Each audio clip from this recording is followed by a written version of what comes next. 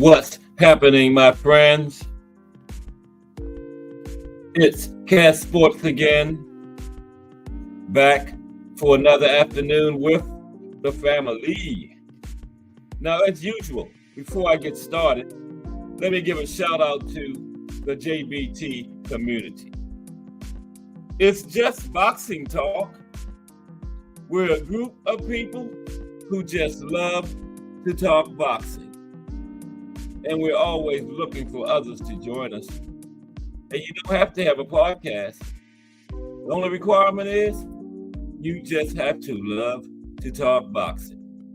That's all.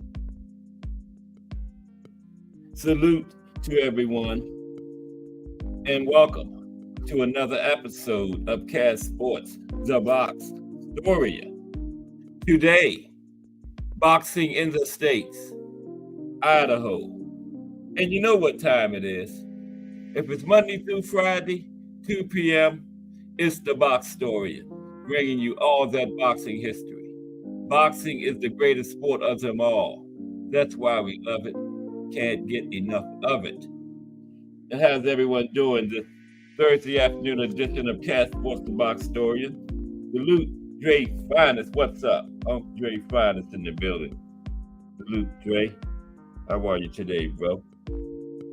Yeah, Dre, I got monetized and they snatched it away from me. I don't even know why. I don't make videos and stuff, and I don't know. They didn't give me an explanation, but I'm penalized, so I'm not monetized again. All that hard work. YouTube is a trip. But salute Uncle Dre Finest in the building. Today, with the Boxing in the State series continues. Today is Idaho. Little history of boxing in Idaho. Some other significant events that happened in the state, and look at some boxers that's from Idaho. Every Thursday, boxing in the states, going right through the alphabet. And remember, tomorrow the profile this week is the life and career of Zab Judah. Yeah, that is crazy, ain't it, Dre? But it's all good. I'll get it back, I guess. Really, honestly, they can keep it, to tell you the truth. But yeah, Pro Box last night. The main event was a draw. Jared Hurd and Jason Rosario fought to a draw. Wow! So it was like a crossroads fight for both fighters, you know. And the winner was going to move on to big things, and the loser was just going to be the loser. But it's a draw. So what happens now? Do they rematch? Wow! I didn't even see it. But this weekend, I didn't see any cards. I think the next big card is Tuesday, the 3rd, the Monster. You know how the Monster always fights on Tuesdays over there in Japan. Yeah, he's fighting Tuesday. And Ismael Barroso on the card. The old guy that they all scared of, you know? Yep, he's on there. Yeah, draw, Dre. Ain't that something? Man. 10-round draw. So what do they do? Do it again, or I don't know. Or they both just retire. Just, you know, neither one of them gets to step up fight. You know, because the winner could have got a nice fight against somebody at the top of the division, but they had a draw, so I don't know what happens now. I don't want to see them no more. Two old fossils. Just go ahead and retire. That was what, middleweight? I believe that was middleweight, and yeah, they're not going to make too much. I know it wasn't junior. If it was junior middleweight, I know neither one of them will make any noise there, because junior middleweight is about the hottest division going right now. You know, Bud then moved up there, Virgil Ortiz up there, Earl up there now, Fedora, Jamel on the way back, Tim Tszyu. Yeah, 154 is on fire, so them two old guys that fought to the draw last night, they ain't no use to them stepping into there, 154. I think that was middleweight, though. I'm pretty sure that was one step up. Yeah, 154 is the hottest division out there right now. I would say that at 135 down there with Tank and Shakur, Loma, all of them guys. I think 154 might have them. But the rest of the card, I heard it was okay. I was asleep. I missed the entire card. Mike Mazick in the building. Missed you yesterday, Mike, but I saw your comment. Work comes first, But good to see you back today. Yeah, we was wondering where you was at yesterday, Mike. Mike Mazick usually beats me and Miss Cass into the building. And Mike wasn't here yesterday, but had some stuff going on at work, so that comes first. Yeah. But he's here today. And it's boxing in the States today, Mike. If Mike knows, it's Thursday. We always do the States. Next week it's Illinois, by the way. And Chicago had a huge boxing history. So next week is going to be a good one. Yeah. This is a short one. Idaho. The main boxing history in Idaho was around the University of Idaho. They had a pretty good boxing team, And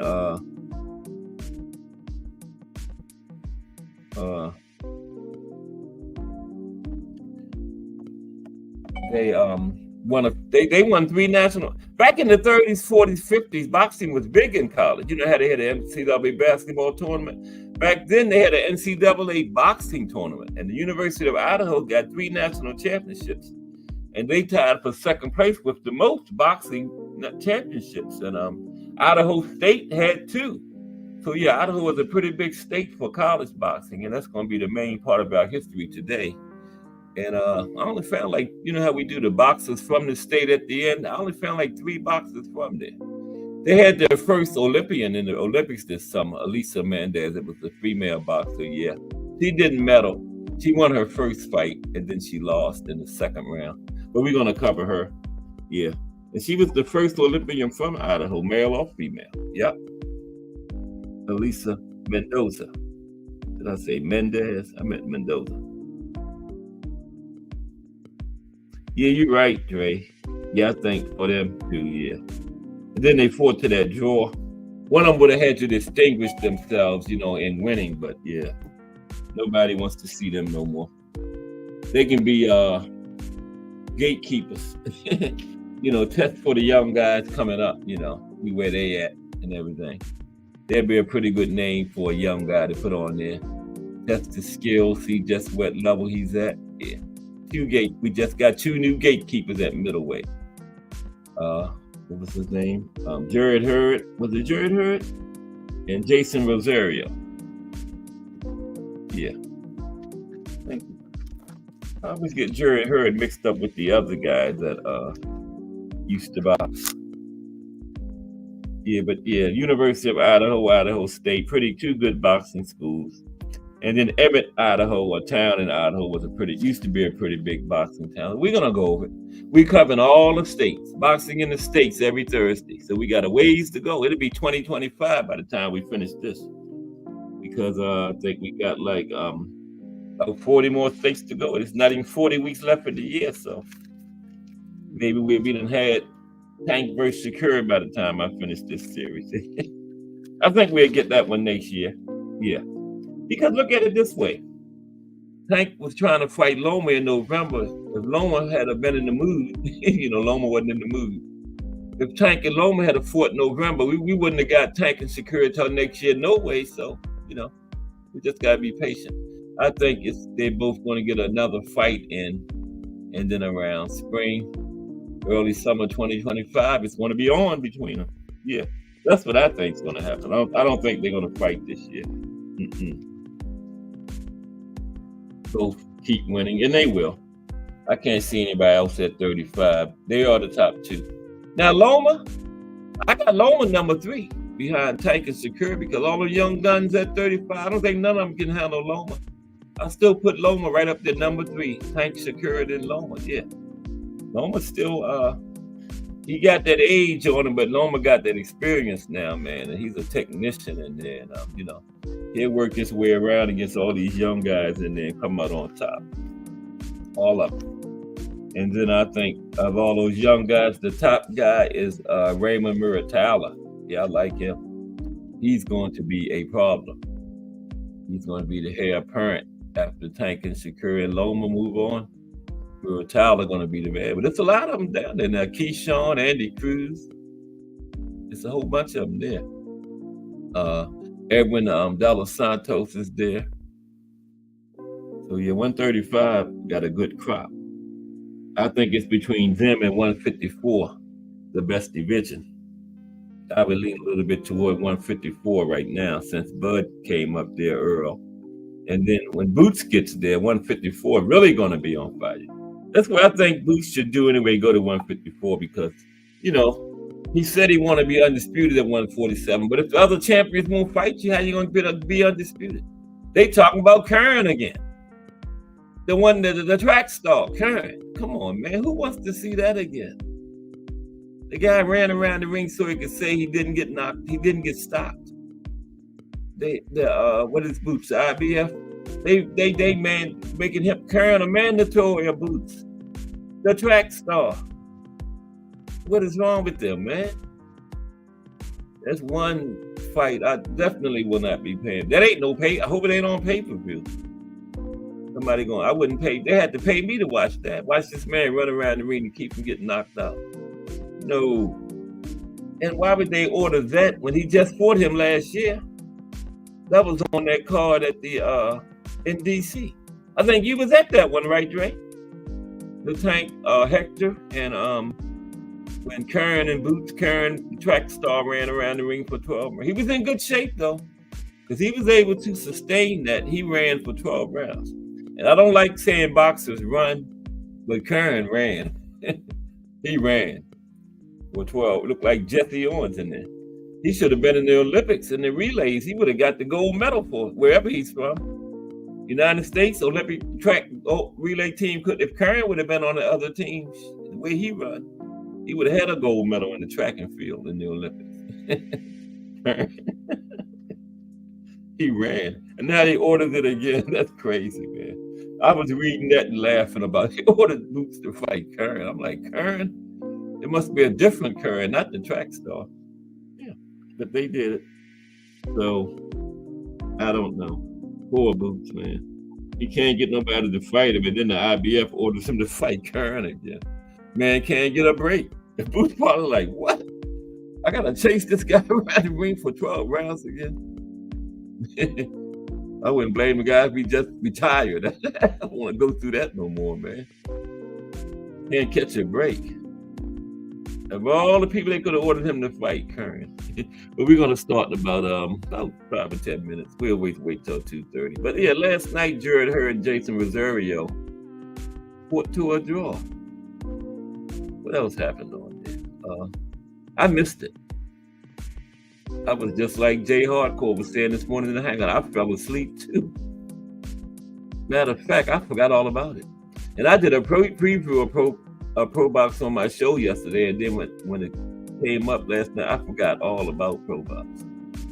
When I thought about it again was this morning on Jay Hardcore's show when he was talking about it. I was like, oh, that's right. But some people said it was a pretty good card. I just had it up. Now when I get in here, I can't get it up again. But yeah, we had a draw. It was like 4 fights in the televised version. But how was everybody today? This Thursday afternoon, Friday Eve. It's the weekend. My weekend start on Thursday. What's up, Thomas Hill? Hashtag JBT in the building. Salute. We got Dre Finest in here today, Thomas Hill. Dre done joined us. Good to see that brother, man. Yeah. Okay. Yeah, we're gonna try to look at Pro Box real quick, see what happened last night. We know the main event was a draw. Both of them done. You know, it was a crossroads fight. Neither one of y'all won, so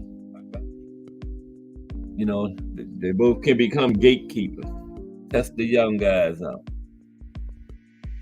But man, young guys like I just said his name, the young guy from Puerto Rico that's up there at 54. Xander Zion. Oh man, Xander will probably knock either one of them old fossils from last night out. Jared Hurd or Jason Rosario. Xander is the truth, man. Yeah. He had a good step-up fight his last fight. He didn't get the stoppage, but he got the win. Now the scores were 96-94.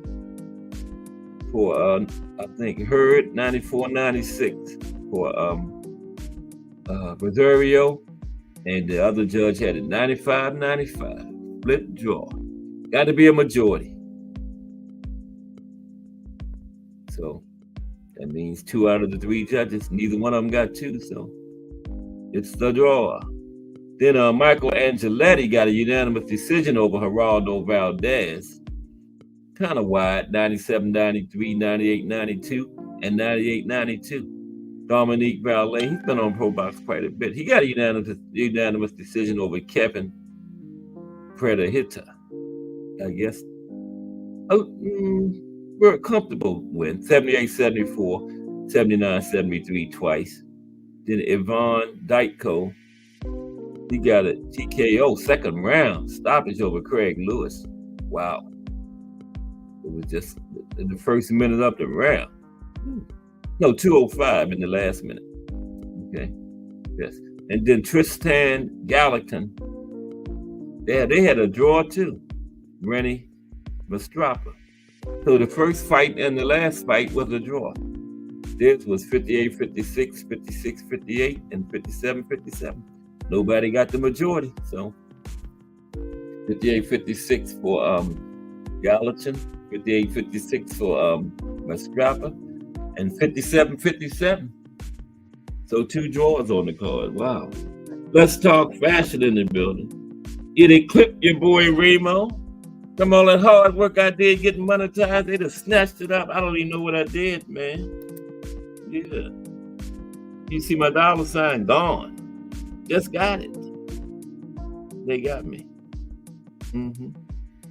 I don't know what happened. Maybe, remember, I was showing those 3 fights at the beginning. I probably got copyrighted on them. But I was showing them before I even got monetized. So why would they monetize it in the first place if they was copywriting me on that? But I stopped showing. But it'll be back. But I don't know how long I'm penalized for or anything, man. They didn't tell me why, how long, nothing. They just did it. But it's all good. Still got my cash out. Yeah, it's all good. But today, the Boxing in the States series continues with Idaho. Trump, what's up, Trump? How you doing today? It's 5 wait till 2:30. Everybody coming in. Oh, Trump says Rosario got stopped by a jab by Charlo. Mel, right, Trump? You're Mel, right? Before I believe. Strange thing, yeah. Yeah, Mel, 154. One of the Charlos. That was at 160 though, right? Wasn't that middleweight last night, I think? Which one was it, Trump? Mel or Maul that stopped him with that jab? But salute Trump in the building. Yeah, boxing in the States today is Thursday. Idaho. Got a little boxing history, mostly college. University of Idaho, Idaho State. You know, back when college boxing was big, they had an NCAA tournament on boxing back in like 30s, 40s, 50s. Yeah, it was big back then. And University of Idaho got 3 national championships in boxing. That's tied for second place with San Jose State. Idaho State had 2 national championships. I think University of Wisconsin is first. I don't know how many they had. I'll tell you when we do Wisconsin. That'll be like 2025. Wisconsin, yeah. We'll get to them by next year. Boxing in the States. Going through every state. We're just up to the eyes. Next week is Illinois, and that's going to be a good one. Because Chicago had a deep boxing history. So next week is going to be good. This week going to be good too. It's short. Okay, Mel. Thank you, Trump. Mel. Yeah, I think it was Mel too. Because Rosario was at 154. Yeah. Tonight, this week's going to be good too. It's kind of short, so I think I'm going to talk about the Murderers Row guys a little bit when we run out after the Idaho history is over, because I've touched on Murderers Row, but we're going to go look at it deep today, you know. Murderers Row fighters, those 8 black fighters that were ducked by everybody. They had to fight each other just to get fights. Everybody ducked them so hard, man. Yeah. Sugar Ray ducked Charles Burley. Sugar Ray Robinson. Wouldn't fight him.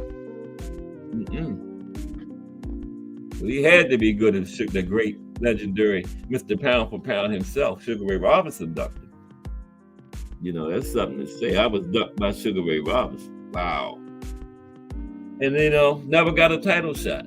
None of them got a major title shot. They had little regional titles like the California State Championship, stuff like that, But as far as the big ones at that time was the NBA and the New York State Athletic Commission. Ring Magazine was around, they had a title. They never got shots at those big ones. Nobody would fight them, Them guys didn't want to lose their title. But it was 8 of them. And we're going to touch on them today because the Idaho is kind of short. Not a big history. Not a lot of boxing history in Idaho. Roy Jones fought there once, though. Yeah. Had a big fight in Idaho. Yeah. But how's everyone today? It's Thursday. The weekend is here. And I didn't find any boxing. The next card I found was like Tuesday, the Monster. The Monster does it Tuesday is their big day in Japan for fighting. You know how we always say, well, why did they fight on Tuesday? Talking to this Asian guy, and he was saying, it's strange. Why do y'all fighters fight on Saturday? It's supposed to be Tuesday. Tuesday is their big fight day over there. And we got the Monster get on Tuesday. But, they don't cater to us. They say you got to get up at our time and watch these fights. That's why we got to get up 3, 4 o'clock in the morning and see them. But I'm getting up to watch the Monster. Yeah, that guy is. But wouldn't y'all like to see him and Bam? They talk about the Monster and Tank, but Bam, Rodriguez and Tank is only one weight. Tank and the Monster is 2 weight divisions between them, but Bam is only one. Bam is at 115, Monster at 122. Get it on, but by the time Bam get to 122, the Monster might be at 126 or something. But that would be a good fight. I can't call that one. I like Bam, but I'm leaning Monster. Right now between him and Monster and Bam Rodriguez, I'm leaning Monster. Melanin Queen 27 in the building. What's up, Melanin Queen? In the building. Come in. Shouting me out the channel out in the JBT. Yeah, don't forget our raffle coming up October 12th, the day of the Bivol Better Be Ed fight, and we got 3 prizes, and there's no first, second, and third. There's really 3 first places, man. Those prizes, the what is it? Apple 10th generation iPad and the Kaneki Bear headphones. Kaneki Bear is a proud sponsor of the JBT. Those headphones are fire. I gotta buy my pair because I can't win the raffle. I get the honor of drawing the name, so it wouldn't be something if I'm sitting there drawing. And I'm gonna be on the camera now. Yeah, drawing and just say the winner is Cash Sports. I would have to leave town, man. People would be like, how many names you got in there anyway? And where's all that money at? Cash Sports draw his own name out. Wouldn't that be something? So no, my name is not going to be in there. That would be crazy. I probably have to go off the air. No. But salute Melanin Queen 27. Let's get ready to get started. There it is right there. Melanin Queen got it in there. She got the Cash App and everything in there. And there it is. Apple 10th generation iPad is first place. Second place is Kaneki Bear headphones. Third place is Ninja Air Fryer. Winner will be announced on October 12th. Good luck to everybody. And those are 3 first place prizes, man. $10 and then 3 tickets for $25. So you can't go wrong. Going to be 3 winners. And the winner of the last raffle is up there enjoying his 55-inch color TV right now, D1. I sent it to him personally. And then he sent us a picture after he got it. So yeah. So we legit. 3 people going to get those prizes. 3 first place prizes, man. So wow. I wish I could get in it, man. I want them headphones bad. But I'm going to buy me a pair. What's up, Terrell Cameron? Salute. Let's get ready to kick this thing off. Boxing in the States series continues today with Idaho. It's going to be a little short one. Then we're going to talk about the murderous road fighters. Okay. And next week is going to be good. Illinois, about Chicago, and boxing in Chicago goes way back, way back. So next week is going to be good. Life's looking good too. Appreciate y'all. I appreciate it. Remember that commercial? The man had the good brakes and he almost hit the deer, and the deer said, "I appreciate it," when the man slammed on brakes and missed it. Yeah, I appreciate it. Okay. All right. Boxing in the States. Lonnie Lee will be here in a couple minutes. Yeah. Mike Mazik is back today. Missed him yesterday. Y'all know I said with Mike Mazik about 5 times. But he's here. He commented and liked them. Now that's loyalty there, man. That's a supporter. Wasn't here, but he still commented and liked the program, right? Mm-hmm. Boxing in the States today. Idaho. And like Trump said last week, when you think of boxing, Hawaii last week is not one of the names that come to mind. And when you think of boxing, Idaho is not exactly a name that comes to mind. But they had some boxing there. Big college boxing town. You'll see. Let me take a drink. Kool-Aid in the day. I'm not an alcoholic. I've been drinking Kool-Aid for the last couple of days. It's just like a soda with a drop of alcohol in it. Okay. I don't drink. I drink on special occasions.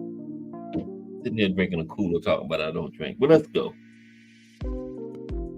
Let's always keep checking to see if my dollar sign back down there. But they took it, man. I just got it. YouTube is a trip. But I better be quiet. They better snatch the whole channel off the damn man. Okay. Boxing has a rich history in Idaho with notable boxers from the University of Idaho and Idaho State University. Now, in the 1930s, 40s, and 50s, over 5,200 fans would pack Memorial Gym to watch the University of Idaho boxers compete.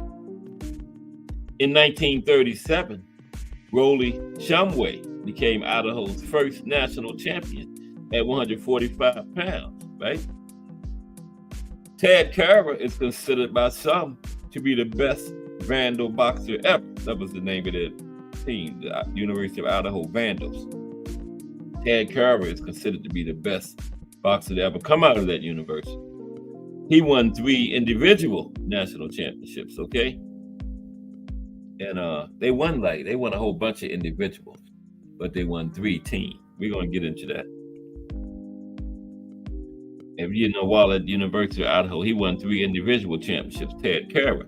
In 1940 and 1941, Carver and his brother Frank were key members of the national championship teams, right? 40 and 41, they had another one too. In 1950, the University of Idaho boxing squad featured Herb Carlson, who some say is the most decorated boxer in school history. And also we had Idaho State, another school out there in Idaho that was a big boxing powerhouse. Idaho State has also won 2 national championship boxing titles, okay? Yep. Big college boxing town. Now, the town of Emmett, Idaho. Some say that Emmett, Idaho has a rich boxing history, right? With a few who locals putting the town on the map. And we're going to look at the Emmett, Idaho boxing history, okay? They had a couple of, I'm sorry. Oh, I turned the music down. Like Betty say. Yeah, that's cool. Yeah, they had a couple big time professional boxers. Well, not big time, but a couple professionals. They came out of Emmett, Idaho. Yeah, we're going to look at them. Yeah. But how is everybody today? It's Thursday. The weekend is here again. We don't have no boxing till Tuesday. I couldn't find no cards this weekend. We got that Canelo versus Belanga. That must cost almost $100 to watch Canelo and Berlanga, man. They got to be crazy. I wouldn't pay 50 cents to watch that, man. They're gonna charge somebody $100 to watch that? You got to be the hardest of the hardcore Canelo fanboy to pay $100 to watch that, man. Come on. Canelo and Berlanga? Damn. It's not a bad card overall, though, because I think that's the one that Danny Garcia and Erislandy Lara is on. Caleb Plant makes his return. It's his first fight since he lost to Benavidez on there. He's on there. And Rolly comes back after he lost his belt to Pitbull. Rolly's first fight is on there. So not a bad card overall, but I ain't paying $100. Now, I ain't even paying $100 to see my main man Tank fight. You know, damn well I ain't paying $100 to see. I probably would pay $100 to see Tank. But I ain't paying to see no Canelo and Berlanga. I probably would pay $100 to see Canelo and Benavidez, but not Canelo and Berlanga. I don't think nobody in here paying $100 to see that. That's crazy. That should be like $20. I wouldn't even pay that. But let's talk about Emmett Idaho. Did Lonnie Lee come in yet? I don't see him. Nope. Terrell Cameron is here. Salute Terrell. Well, I think I saluted Terrell. Let's see. Yeah, I got Terrell's name on here. What the hell am I doing with 2 notebooks up here? Get over there. Okay. Yeah, Terrell Cameron is on here. Salute Terrell again. Good to see you today, bro. Okay. Yeah, he was in. He's saluting Melanin Queen. Okay. Yeah, Emmett Idaho had a pretty good boxing history. A look inside Emmett Idaho's rich boxing history. Okay. Come on, Lonnie Lee. I don't want you to miss. Oh, there's Lonnie. I was just saying I want you to miss too much, Lonnie. He came right. I got ESPN. I can see into the future. What's up, Lonnie Lee? I don't have ESP. You know, I got ESPN, right? But salute, Lonnie Lee. How are you? I was just saying, where is Lonnie Lee showed up yet? And then I looked back at the thing, and there he was. Lonnie Lee hashtag JBT. Okay, I can stop stalling now and go ahead with the show. Okay. I try to pillow around till Lonnie gets there, because he's here every day. I don't want him to miss too much of it. It wouldn't be fair. You know, one of my big time day one supporters, Lonnie Lee. Okay, Mike Mazik, you know. Dre Finest. Dre Finest will say when they come on 11 o'clock at night, he's before day one supported Dre Finest. Wow. But yeah, Mike and Lonnie Lee been with me from the beginning. Okay, now, well, you know, Lonnie, it's Thursday, boxing in the States, Idaho. Okay? Idaho. Now, we're talking about Emmett, Idaho. Now, Emmett, Idaho, a city full of history and agricultural wealth, was once also known as a boxing power town.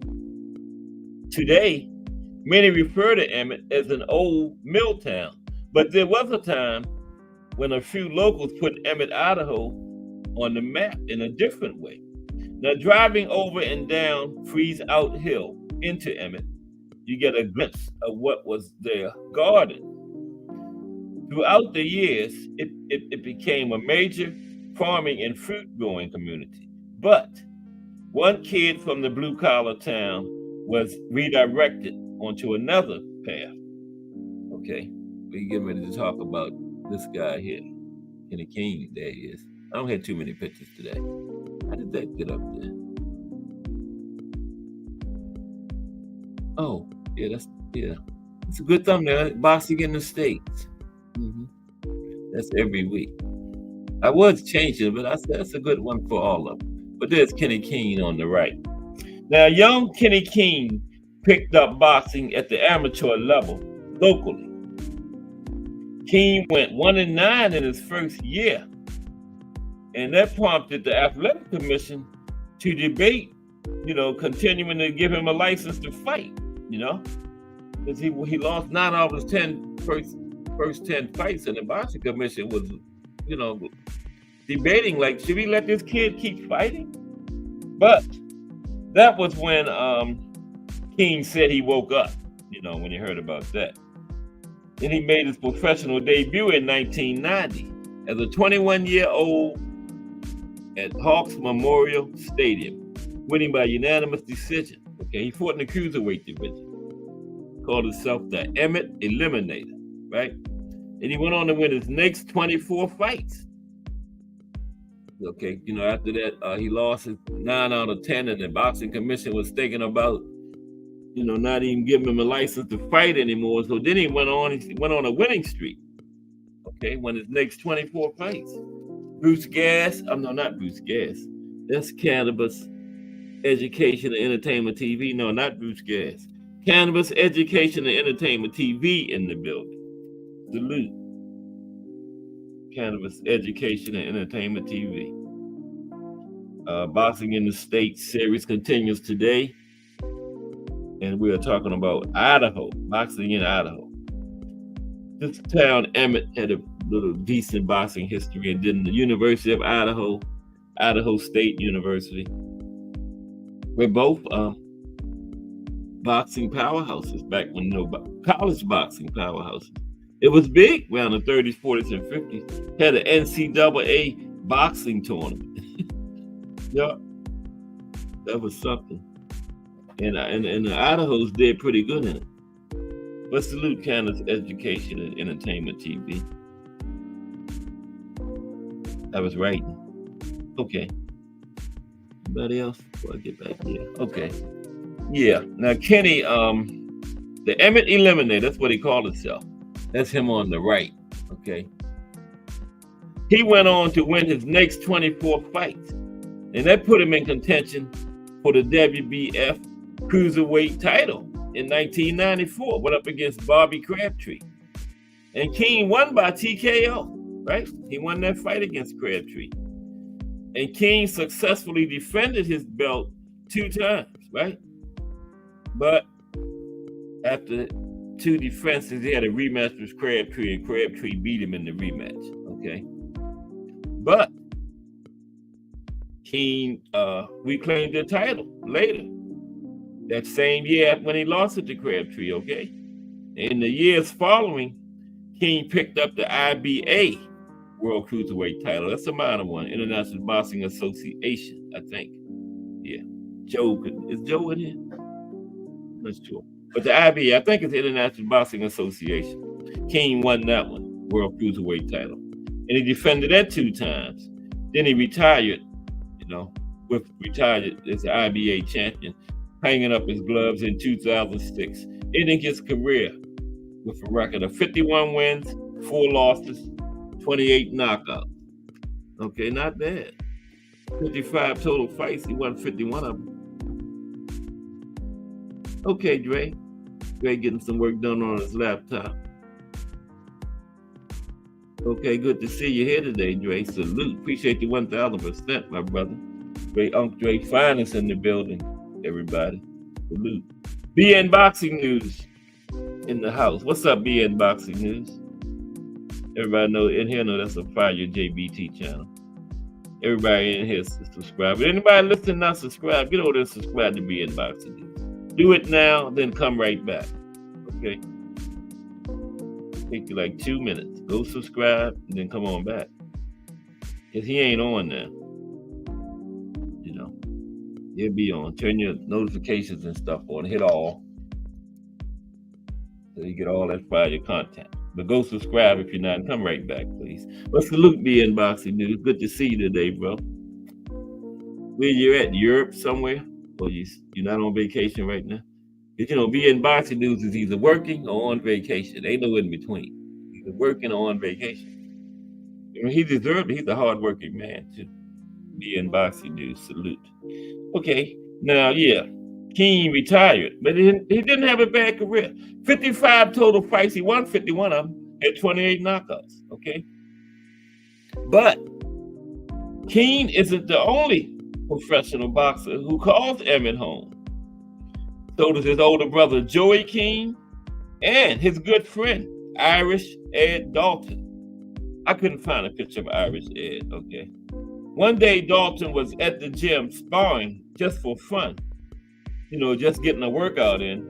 And King walked up to him and asked him, did he want to be on his next card, right? And at that point, Dalton had already built a pretty solid amateur level career. Anyway, Dalton fought on that card, and it kicked off a professional career that in 1996 led to Dalton's first of 5 title fights. Okay, he had 5 title fights. He didn't win all 5 of them, but he was in 5. Okay, he was in 5. So that said something. He made it to 5. Blue runner beans, what are those? Telling the queen, are they blue? Blue runner beans. We having beans and neck bones and stuff today, as a matter of fact. Got a little ham in there. I smell them right now. Yes.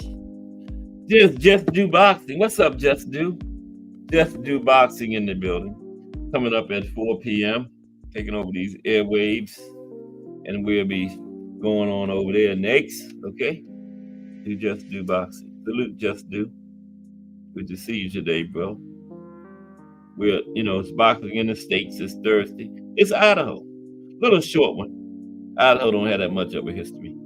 It's got mainly college. University of Idaho, Idaho State were 2 big powerhouses when college boxing was big back in the 30s, 40s, 50s. Even had a NCAA boxing tournament back then. University of Idaho got 3 national championships in boxing. That's tied for 2nd place. And Idaho State got 2. We're going to talk about them. Okay. But anyway, Dalton ended his career he had 40 fights altogether. He won 27. He lost 10. He had 3 draws, just 6 knockouts. So it's safe to say he wasn't a power guy. He had 40 fights, just 6 knockouts.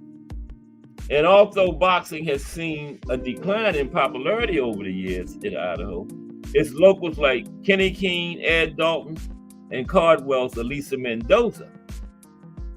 Mendoza competed in the 2024 Paris Olympics. We're going to cover her too. And they are making sure Idaho stays relevant as far as boxing goes. And although Keene and Dalton's glory days may be behind them, the hometown heroes' stories and legacies are still told around the old mill town. Yeah, we're going to cover Elisa Mendoza. And she's actually the first person to boxer to fight in the Olympics from Idaho, male or female, Elisa Mendoza. And yeah, she won her first fight, lost her second, but she was in the Olympics. You can always say that. And she won a fight. We're going to cover her too. Okay, we sure are. Now let's talk about college boxing in Idaho. Okay, look, that's what I was telling you. That's the big deal out there, college.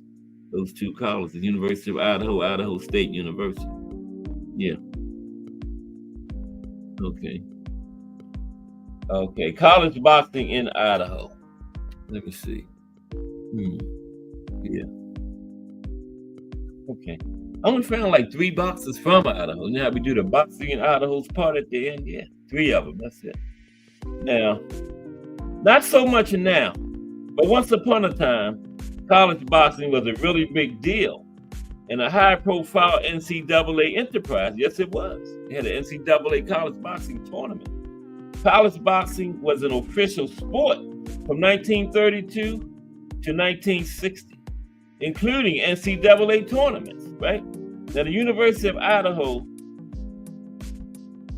was one of the nation's powerhouse boxing programs. The Vandals won 3 national championships in boxing, 1940, 1941, and 1950. And that ties them with San Jose State for the 2nd most of all time. Wisconsin has the most. We'll cover that when we get to Wisconsin next year, right? Another state school, Idaho State University, was also one of the top boxing programs in the country, winning 2 national championships, 1953 and 1957. Okay, yeah. So, yeah, when college boxing was big time, Idaho had 2 boxing powerhouses. Okay, now let's talk a little bit more about the University of Idaho. Now, its tenure was short-lived But Vandal boxing holds deep roots in the University of Idaho's history. An estimated 5,000 plus came out for the fights, and there wasn't a bad seat in the house. Now, from the 1930s on, the ringside view at Memorial Gym was just as intimate as the bird's eye view from the second deck, where fans gazed almost directly down on the ring, where Idaho's fighters performed for more than 20 years. Okay? Now, the atmosphere was second to none. So was the boxing. They came to the University of Idaho from small logging communities in northern Idaho, mining towns in southern Idaho, and farming communities in eastern Washington state. And they left with bruises, scars, and broken bones, and with Pacific Coast Conference championships galore. It was in the PCC back then, Pacific Coast Conference. Now it's called the Pac-10, okay? But it was the Pacific Coast Conference, okay? Or Pac-12 by now. These conferences they got schools on the East Coast in the Pacific Coast Conference nowadays and stuff, and it's just so backwards, man, you know? Now, it used to be in the college conferences, all the teams were from the same general part of the country. But now you got teams from the Northeast, the Southeast, the Southwest, Northwest, all in the same conference. And it kind of takes some of the fun out of it, you know? It's supposed to be like bragging rights for that certain part of the country. And then, you know, when the tournaments start, that's when the different parts face each other, different conferences. You had your bragging rights, but now you got the Big Ten. Maryland and the Big Ten, they on the East Coast. Used to be the Atlantic Coast Conference. Now they're in the Big Ten out there almost in the Midwest. Go figure. But let's get back to where it was at. Yeah. Where was I? Okay. Now, I gotta keep track. I don't want to miss anybody coming in. There were national titles as well. It was a college student from Spokane, Washington, who introduced boxing to Idaho. His name was Louis August, known more commonly as just Louis, as Louis, okay? Now, August, eager for an opportunity to teach the sport at his new home, introduced a boxing club in 1932, just 3 years before the school's first individual national championship, okay? With the approval of the then director of athletics, Leo Collett, August placed an ad in the Argonaut. And boxing, Argonaut was like the campus newspaper, right? He placed the ad in that, right? And boxing at the University of Iowa was born. 3 students came out to train with August. And August had a Pacific Coast AAU championship to his name already. And by February 1933, just like a year later, the club had grown by 22 fighters. And after a successful exhibition fight drew 500 fans, August sought out local competition. And Washington State University, less than 10 miles away in Pullman, Washington, seemed a perfect fit. And the border rivals sparred against each other for about 20 years. And there was no doubt the two schools boasted a couple of the nation's top college teams, okay? Idaho sluggers hailed from all over the state, and especially in Moscow's bordering towns, Camilla, Grangeville, and Potlatch. Just to name a few. They sound like some towns in Iowa. Grangeville, Potlatch. Now the townspeople would bust the Memorial Gym on the University of Idaho campus to support their local fighters.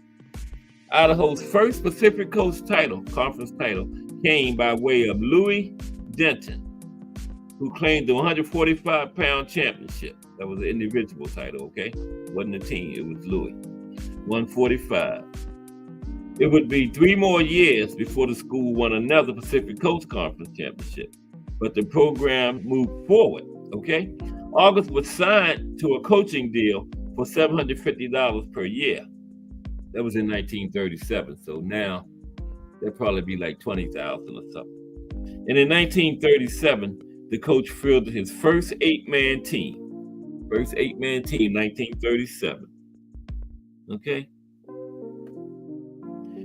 He was well worth the money. Okay. August's boxers, Rolly Shumway, won the school's first ever national title at 145 pounds in 1937. Okay. And Julian Bud Benoit, was victorious in a 135-pound national fight a year later. Now, Coach Augustus Fighting Vandals was winning trophies and gold medals at Pacific Coast Conference and national tournaments. And more than just the hardware, the Vandals were thriving in the golden era of college boxing. Now, Ted Carver, he was the guy I said before was thought of as one of the best boxers ever at that university, right? Ted Carver, Idaho's biggest gun. And they try to find a picture of Ted, but it's all good. Now, Ted Carver, Idaho's biggest gun. Now, it wasn't uncommon for the nation's top college boxers to crack the Olympic boxing scene and find success while doing so. This caliber of athlete came few and far between, but Theodore Ted Carver was one of them, right? Now, while the Olympic gold wasn't in his forecast, he reached the 1936 games in Berlin, but never won. But he was in those games over there in front of Hitler, where Jesse Owens got 4 gold medals in track and field, remember? I know Hitler wanted to kill him. Hitler was that little monkey running around here beating all my Aryans. Carver was as dominant as they came at the collegiate level. Ted and his brother Frank were at the heart of a group that would later earn the university's first team national championship. Yep, I think it was 1940, right? 1940, right? Yeah. Now, thousands upon thousands flocked to the highly anticipated Memorial Gym fights, which pitted Idaho against national powers like San Jose State. Yeah, they tied with San Jose State for second place with the most boxing national championships, with 3. Okay? And the fans flocked to see them fight schools like that. San Jose State, Wisconsin State University, and Gonzaga. Yeah. I think Wisconsin State University has the most national championships. Gonzaga was a big boxing school. But Idaho was still seeking another measure of respect. Now, Coach Augustus' boys got it in 1940. That was their first championship, winning their first team national championship. The sport had paled in comparison to football, basketball, and baseball, of course, which were labeled major sports by the university, okay, at that time. And the boxing team was the next to earn that honor, fitting for a squad earning as much respect nationally as it was in the state of Idaho, right? The Vandals won 7 individual titles between 1939 and 1941. Proclaimed the best all-around team in the country, Idaho won team titles in 1940 and 1941, back-to-back years, and they was called the best in the country around that time, right? It would be 6 more years before the Vandals were recipients of another national crown. And then the team temporarily disbanded for 3 years due to World War II. But Coach August and his boxers had created something that wasn't going to die on its own. And the next generation of our fighters made sure of that. Okay? 3 o'clock. Oh, all right. But we got good time. And with a national discontinuation of the sport at the collegiate level in the works, Idaho's concerns about boxing's continued presence at the university came in 1954. 16 individual national titles, 3 national team titles, and 24 total Pacific Coast Conference crowns later, the abolition of Idaho boxing was complete. 6 years later, the NCAA closed up shop after a Wisconsin boxer was killed in the ring. Yep. We'll talk about that when we get to Wisconsin next year.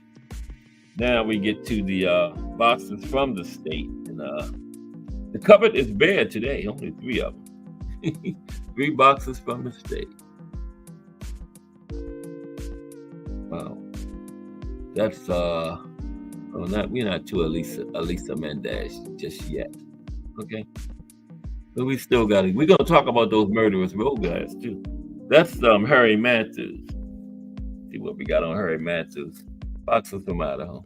That could have did a whole lot of college guys, but I decided not to. Because it was big.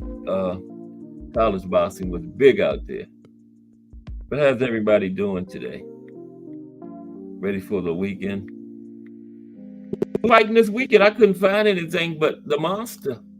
And that ain't until Tuesday, I don't know what we're gonna do Saturday. Have to watch some old fights. Yeah, but Harry Matthews, he's one of the few boxers from Idaho that I found. Okay, and Harry, call him Harry Kid Matthews, right?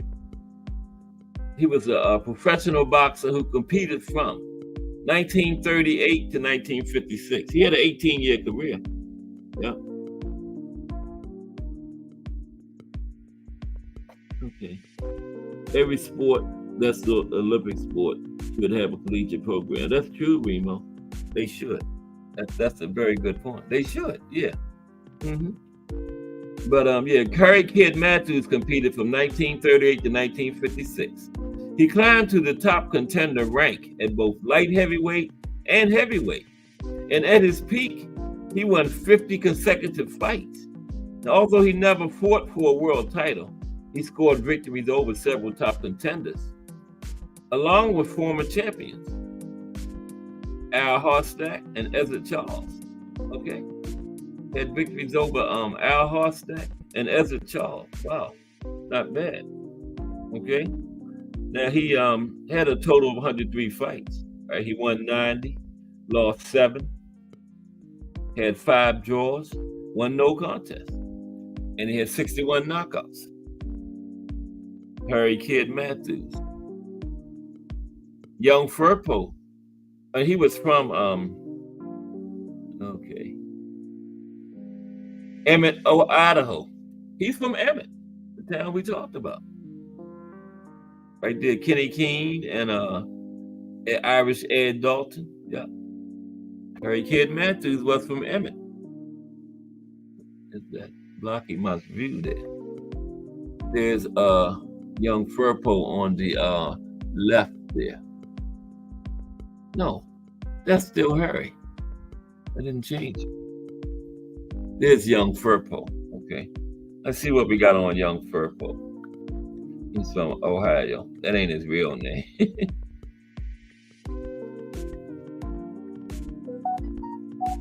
Shut up, phone. Okay.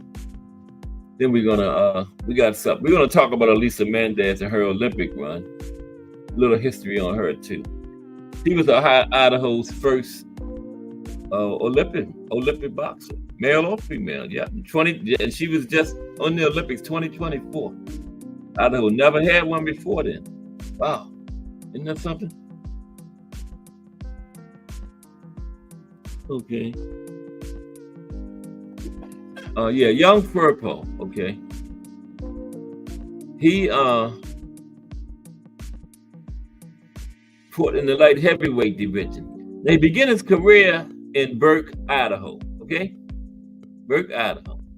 He was a popular fighter in the Pacific Northwest during the 1920s and 1930s, particularly in Portland, Oregon.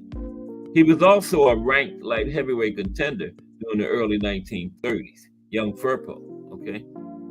Nicknames was the Wild Bull of Idaho and the Bull of Burke, fought out of Burke, Idaho, okay? He was actually born in Bar, Vermont, but he grew up in Burke, Idaho. So, boxer from Idaho.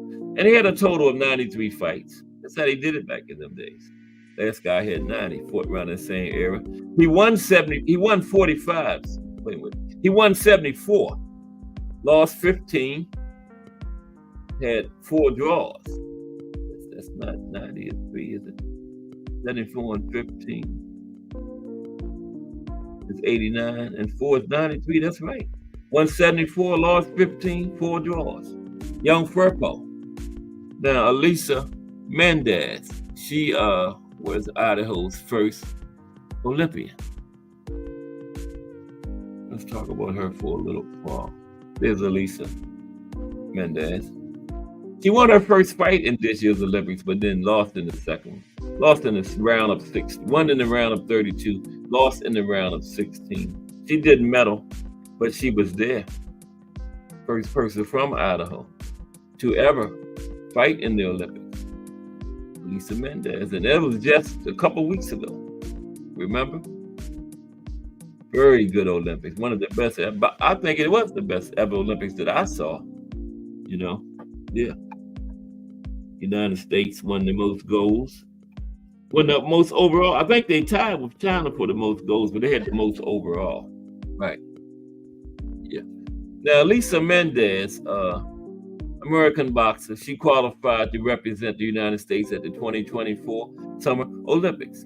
Okay, let's take a look at her. Now, she was born on August 17th, 2003. She grew up in Caldwell, Idaho, and attended Middleton High School. Her father runs a gym, and he's a boxing trainer. And in 2015, at 12 years old, that's when Elisa first began boxing training, okay, 12 years old. And she began with her father as her trainer. Within a month after she started, he fought her first amateur fight and won. And by the age of 16, she had compiled a record of 28 wins and 12 losses. Yep. Then, in December 2019, she competed at the U.S. Youth National Championship and won the title in her weight class, earning her a spot on the youth national team. She became the first female from Idaho to accomplish that feat. She qualified for the 2020 World Youth Championships in Poland, but she did not compete as the games were canceled due to the COVID-19 pandemic. Right? Yeah. COVID stopped a whole lot of stuff, man. That was crazy. That's what really started this YouTube, with this,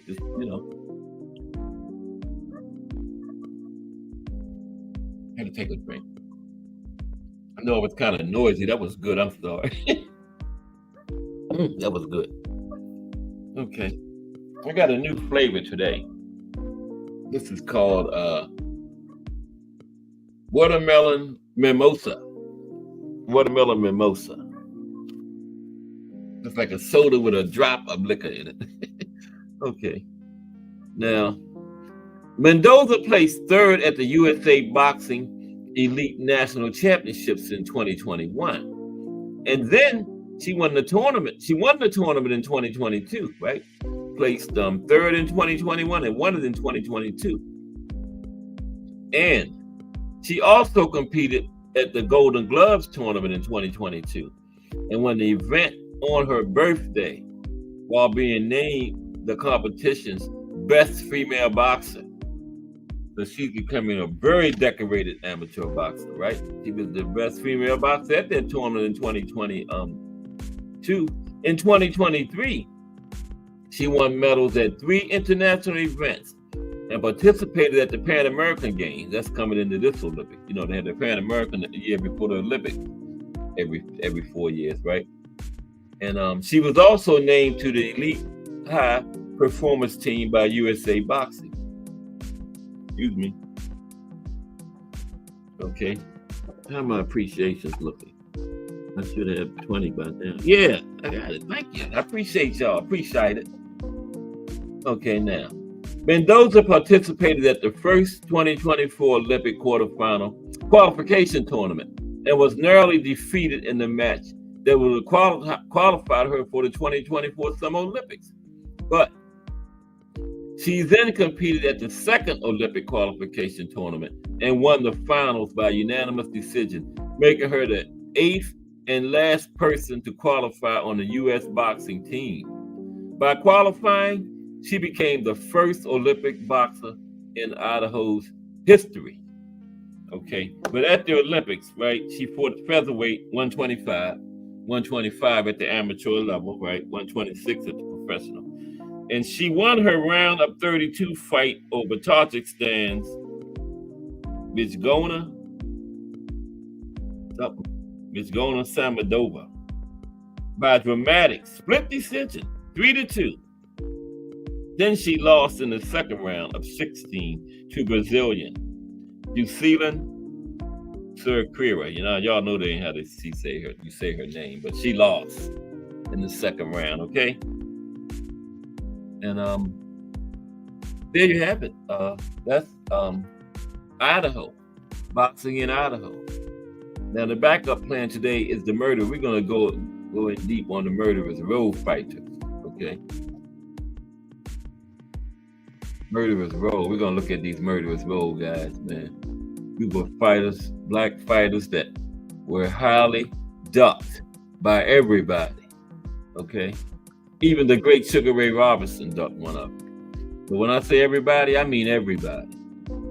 Okay, even the great Sugar Ray Robinson ducked him. Okay? Yeah, it refers to a group of middleweight boxing contenders in the United States competing in the 1940s, primarily of a Black American background. Okay? Murderers Row. That ain't what I want, though. That's what I want right there. Here we go. Yeah. How's everybody today? It's Thursday going into the weekend. We got to wait on the monster Tuesday. It is her and her father, Mendoza. Yeah, her father was a trainer all these years. Yeah. Yeah. Okay. Now, Murderers Row refers to a group of middleweight boxing contenders in the United States competing in the 1940s, primarily of a Black American background. Now, they were renowned for their toughness and great boxing ability. They were feared throughout the boxing world and never received the title shot. They got some at the world title. They got some minor titles like the California state title, stuff like that. But the main titles then were the NBA and the New York State Athletic Commission and Ring Magazine, and none of them never got a shot at that, right? Never. Two of them are in the Hall of Fame, though. Now, according to boxing pundit Jim Murray, they were the most exclusive men's club the ring has ever known. They were so good and so feared that they had to have their own tournament, right? Just between Murderers Row fighters. That's how good and feared they was. Fighters recognized under the Murderers Row banner include Charlie Burley, Lloyd Marshall, Holman Williams, Herbert Coco Kidd, Louis Hardwick, Jack Chase, Eddie Booker, Aaron Wade, and Burt Lytell. Avoided by many of the famous names of the day, the 8 Murderers Row fighters faced each other a total of 62 times, and the fights were often classic and grueling matches. Okay, 62 fights between each other because nobody else wouldn't fight them. That's just crazy. Now, the expression Murderers Row had been used previously to describe the batting lineup of the New York Yankees baseball team in the late 1920s. The phrase, as used in boxing, was originally coined by writer Bud Skulberg. Okay. Now the Murderers Row fights. Murderers Row fighters first. Okay. No, the Murderers Row fights. Now, yeah, we're gonna have a lot of link time today too. Okay. Now, the greatest fighter in Murderers Row was probably Charlie Burley, regarded by many in the boxing community as the most talented fighter never to compete for a world title, right? Fight writer Tom Archdeacon wrote of Burley. He wasn't kept from title shots and ducked by many of them. He was kept from title shots and ducked by many of the top fighters. He was reduced to fighting other tough and avoided black middleweights, other Murderers Row fighters, right? For nearly a decade, Burley defeated everyone put in front of him. In the mid-1940s, world champions in Fritzie Zivik, Billy Seuss, and the great Archie Moore counted as Burley's conquest. Yeah, Archie Moore damn near fought all of them. He was one of the few people that was willing to fight him. He was ranked in the top 10 in the welterweight and middleweight divisions for most of the 1940s without receiving a title shot. Burley did hold the world colored welterweight and world colored middleweight championships. Near the end of his career, Burley took to fighting heavyweights in a bid to find meaningful contests, including J.D. Turner and future heavyweight champion Ezzard Charles.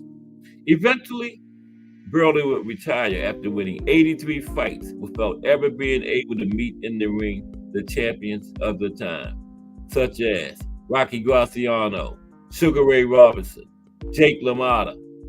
Burley was inducted into the International Boxing Hall of Fame in 1992. Now you got to be good. Never been in a title fight and you still get in the Hall of Fame? That says a lot right there. Okay? Now, another member, Eddie Booker, campaigned primarily at light heavyweight in the 1940s. Now, yeah, most of these Murderers Row fighters was through the 1940s. Based in California, Booker blazed a path through the division. He would be victorious in 67 fights, right? Only losing on 5 occasions. A physically muscular and durable fighter, he was a blend of boxing skill and formidable punching power. In his autobiography, junior heavyweight world champion Archie Moore stated that Booker was one of only 2 fighters, the other was Burley, in a 1944 fight, who beat him in his prime, right? And rated him as the best fighters he ever faced. The great Archie Moore said 2 Murderers Row fighters, Eddie Booker and Charlie Burley, were the greatest fighters he ever faced. He fought all of them. Rocky, Marciano, all of them, okay? Now, Booker will compete in 80 fights without ever being stopped, okay? Didn't get in the Hall of Fame, though. Now, fellow International Hall of Famer Holman Williams fought across 3 weight classes, okay? Graduating from the same Detroit gym as Joe Louis, Williams was famed for his sublime defensive skills and stylish technique. Yeah, he was a master boxer. Highly respected boxing coach Eddie Futch stated he would rather watch Holman Williams fight. No, he would rather watch Holman Williams spar than watch most other fighters box in the ring. Okay, that's high praise coming from Eddie Futch. A popular and exciting fighter, the local New Orleans paper and Ring magazine both reported on the large crowds that would attend Williams' fights and that he received standing ovations for his performances. Williams would eventually compete in over 180 fights without ever getting a shot at the title. Wow. But success against other fighters in the Murderers Row has even led some to suggest him over Burley as his greatest member. I think it was Burley. I've seen all of them on tape. Now, I ain't that old. I ain't seen none of them in person. I've seen all of them on film, though.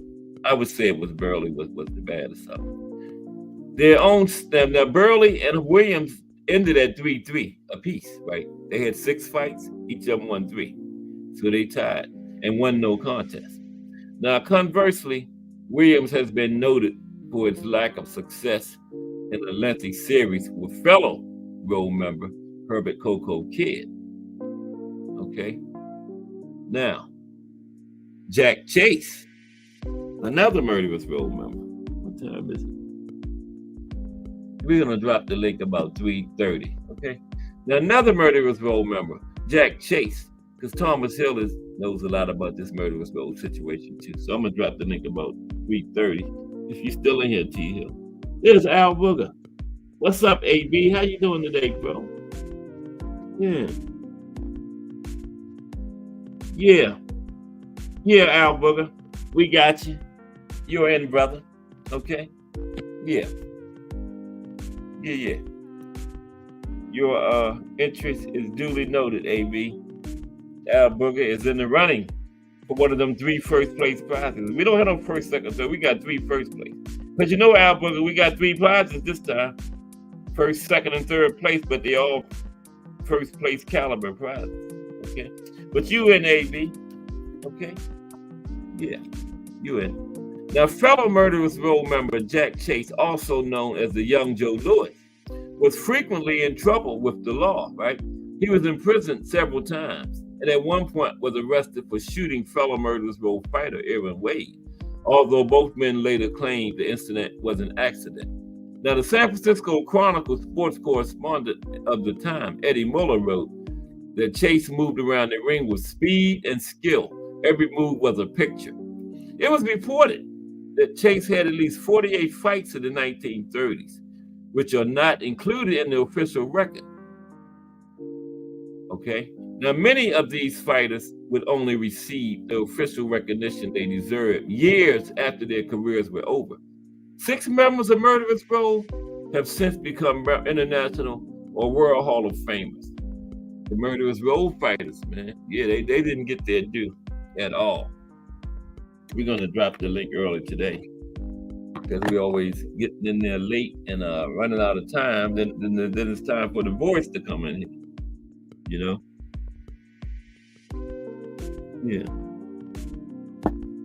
Yeah, we got 3 first place prizes, man. 3 great prizes. Yeah. And tomorrow is the life and career of Zab Judah. Okay? Zab Judah. Yeah, but that Murderers Row, man, those guys, they were. Google them and watch them, man. Yeah, Google them. It'll be worth your while. And their fights against each other were classics, man. Some of them were battles, you know, battles. Charlie Burley, Lloyd Marshall, Holman Williams, Herbert Coco Kidd, Lewis Hardwick, Jack Chase, Eddie Booker, Aaron Wade, and Burt Lytell. Lloyd Marshall, Holman Williams, Herbert Coco Kidd, Jack Chase, Eddie Booker, Aaron Wade. Oh, yeah. I said Herbert Coco Kidd, then Lewis Hardwick. I counted that as 2 people, but that's 1. Yeah. Google those boys, man. You will not regret it.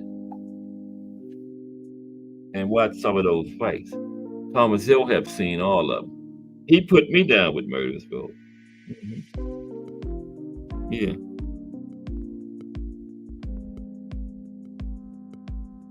And we got Zab Judah is a nice long profile. That's going to be a good one tomorrow. Friday is profile day. And next week the state next Thursday it's Illinois, and you know Chicago got a deep boxing history, so that is going to be a very good one. I was already looking at that, man. I might have to start before 2:30, or I always wait till 2:30. I might have to start a little earlier because they got a deep boxing history in Chicago, and then Illinois, yeah, the boxers that came out of there, yeah. So next week is going to be a good one.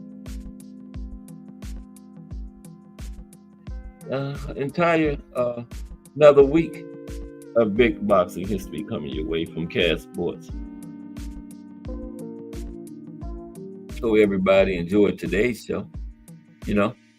Idaho didn't have a big boxing history, but what we are doing every state in the United States. So next week, Illinois, you got to cover them all. We done went right through them. I think my best one so far was Florida. Florida had so many great boxers come out of there. Roy Jones and him and Antonio. Antonio Tarver. The Fondoras, Palm Beach, brother and sister. Fondora, yeah. A whole bunch of them. Keith, once upon a time Thurman. Once upon a time he used to box. From Florida. Yeah, that was a very good one. I know everybody enjoyed that one. Yeah.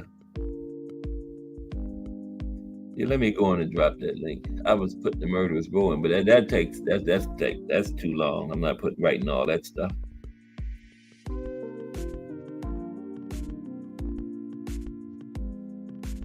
Yeah. Do we have any? I couldn't find any boxing this weekend. I couldn't find nothing. I'm sure it's some minor fighting or something, but I'm talking about major cards. The next big one is Tuesday. Because the monster don't fight on those Saturdays. In Japan, it's Tuesday. So yeah, he's going up against TJ Doheny. And my main man on the card, Big Hat / Big Watch, Barroso. Gotta go to Japan because these guys at 140 scared of the old guy, man. Old enough to be some of their grandfathers. Me and Barroso the same age. He's in his 60s, just like me. We was in the second grade together. Yeah. And he putting that old man strength on them. They scared. Actually, guy, what was his name? Davis from I think it was from the UK. The last guy he dropped. Them boys at 140 saw that was like, I ain't fighting. Rolly jumping up on the ring apron. I thought he was telling the man, you next. And then he fought Pitbull. When he jump up on the ring apron for after Barroso slept the guy. So he was going to tell him, they're going to get it on in the rematch. And then Rolly fought Pitbull and lost his title. Then Pitbull lost his. In the meantime, Barroso was in a title eliminator, haven't got a title shot yet. That is not right, man. That is not right.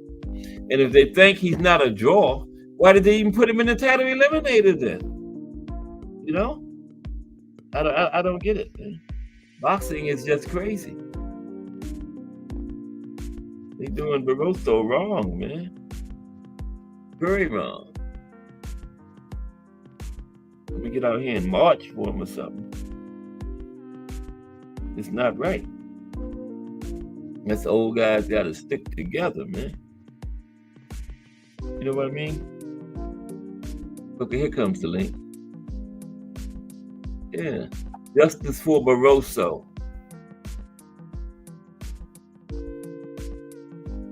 You know what I mean? Yeah. It's not right. The man that done everything. They put him in the title eliminator. He put the guy to sleep. Right? He should have got the goalie fight before Pitbull. Then he should have got the Pitbull fight before Rayo. So now he should get the Rayo fight, right? That's the way I see it. That should be Barroso in there next against Rayo.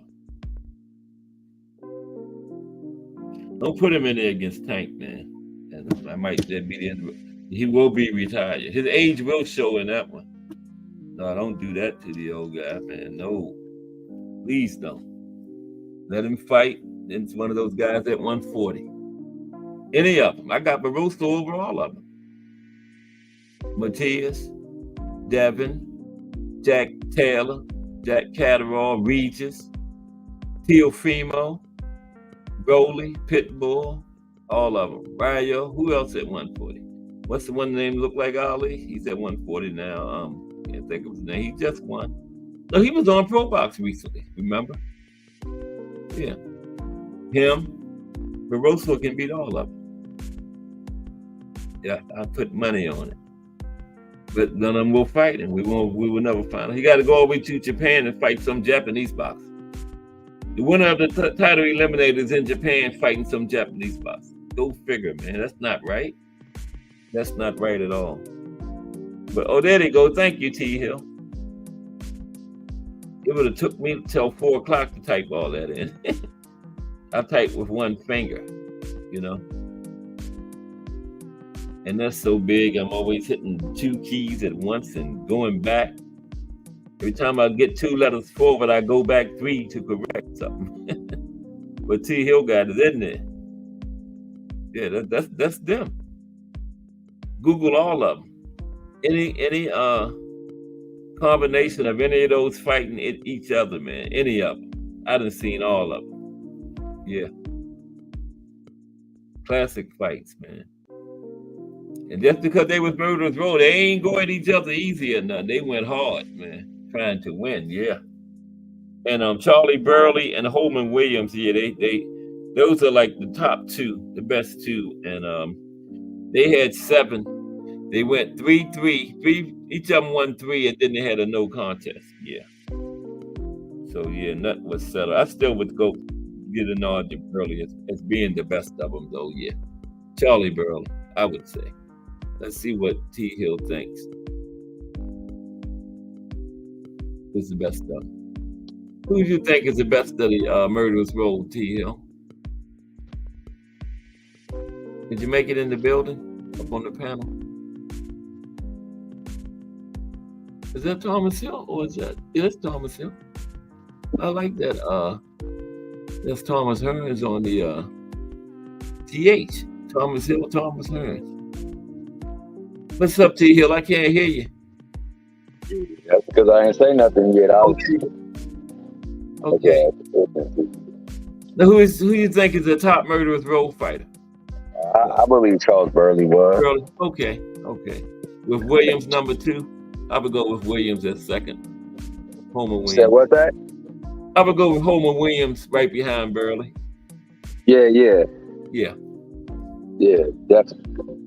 But I mean, the thing is, like you said, unfortunately, they never got a chance to show how good they really were because people would never fight them. Yeah, they never. They had to fight themselves. They had to fight one another just to get some action, man. You know what I'm saying? So in the process, these were all good friends. Yeah, really good friends. Yeah, like consider themselves brothers. Real close. We got people nowadays consider themselves brothers, but really good friends, and they don't fight one another. They won't even fight each other. They won't fight each other. So there's precedence that,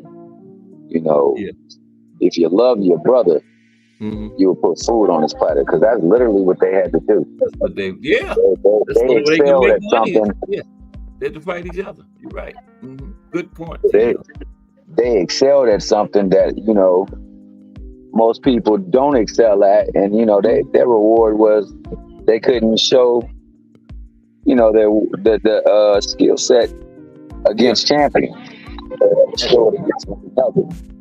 And it showed how good they was because people paid to see those Murderers Row fights too. Oh yeah, because you knew you were getting good action. Hey, they came to see those guys fight, man. Yes, they did. Yeah, all of them I watched, man. The crowd was jam packed. Yeah. See the action. Mm-hmm. You see the skill, man. You see a lot of things on display when watching that fight, man. I know. But what you do see is the fact that even though they are friends, even though they are brothers, because they are banded together because nobody would fight them, so that brings a closure that's right. You don't get just by being friends. Mm-hmm. You see the fact that they were competitors. Yeah. And if you get in that ring, man, my object is to win.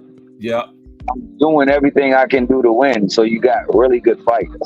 Yeah. And then after that, they went home and they celebrated with one another, man. Yeah.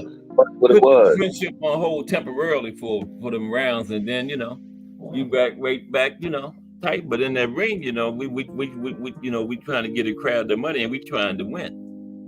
Because that's how they, like you said, how they made their money. They had to give competitive fights so that people would come see the next one, and that worked. People love to see the Murderers guys fight, man. Yeah. And it always works. It works today. That's right. But like you said, a lot of them won't fight each other today, though. Like they say, we friends, I'll never fight him. Them guys didn't say that. Man, this is something anybody. If I'm getting paid to do it, I'm a fighter. Now, I understand if you truly are brothers, you don't fight one another. Biological like that, yeah. No. Yeah, but when you're friends, man, come on, brother. You get in that ring. You give you might be able to give your friend his biggest paycheck he ever gets. That's right. Would you deny him that opportunity? Yeah. It's like if I went into a room and in that room was $20 million. Yeah. And I got people with me. My people getting bread. Yeah. Even though I'm the one who found the money, they're getting money, though, because I'm not about to just leave out there and like, I got $20 million, Right. I'm going to give it to my people. Spread it around. They gonna eat too. They gonna have some of this money because it's a blessing for us all. That's right. And it would just so happen that because I was the one that was doing it, I was the one who was fortunate to get it. That's all it was. I was just the one who was able to find it. Get it. That's all. But we all are gonna benefit from it. That's how it's supposed to be. Yeah. That's how it should be. All the time. Because if you don't, you try to be stingy like that, it's gonna come back on you. Yeah. You know, just like you found it can be taken away from you. Yeah. If you don't use it in the right way, you know. Exactly. That works. Yeah. So the same thing within the sport. The same thing within the sport of boxing. It's like if you have the opportunity to provide your friend with a chance to feed his family and maybe even feed his family something that you know you probably never ever got a chance to do before, why not give him that opportunity? Yeah. Y'all could be friends after the fight is over. Friendships don't stop because you got into the ring. That's showing friendship, fighting them because you're helping them make money. Like you said, you might be giving him his biggest payday by fighting you. You know? That's a friend. And that's what y'all do. Y'all are fighters. You know? Just like any other sport. You would get on that court and play a basketball game against your friends, y'all on different teams, right? So boxing is the same concept. You got to get in that ring against your friend because that's how you make your money, you know? And if that's the biggest fight, then me and my friend got to get it on, man, you know? And that's showing true. But is there any fights this weekend? I couldn't find nothing but the monster fight on Tuesday. I couldn't find anything for Saturday. You say what about the monster? That's the next fight. It's Tuesday. I couldn't find any cards for Saturday. Oh yeah. Because you know they always fight on Tuesdays and they fight early in the morning. It's the one that nobody else has signed. No other cards signed up for Saturday. Nobody got anything for Saturday, man.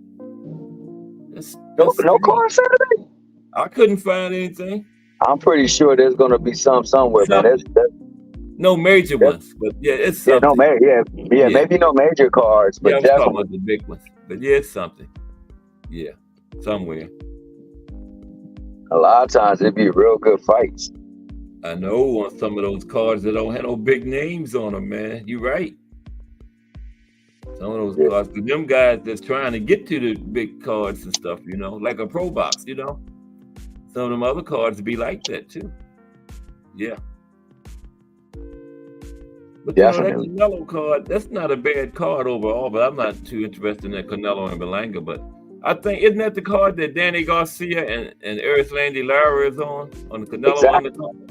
Yeah, that undercard is legit. And Caleb Plant and Macumbi ain't bad, man. That guy Caleb Plant fighting. Don't sleep on him. I'm a Caleb Plant fan. That's gonna be a good fight, though. I got Caleb pulling it out, but Caleb mess around in that gas tank, fail him again. Macumbi might pull that off, man. I'm serious. He ain't bad. Well, you know in that Benavidez fight, it was gas tank for sure.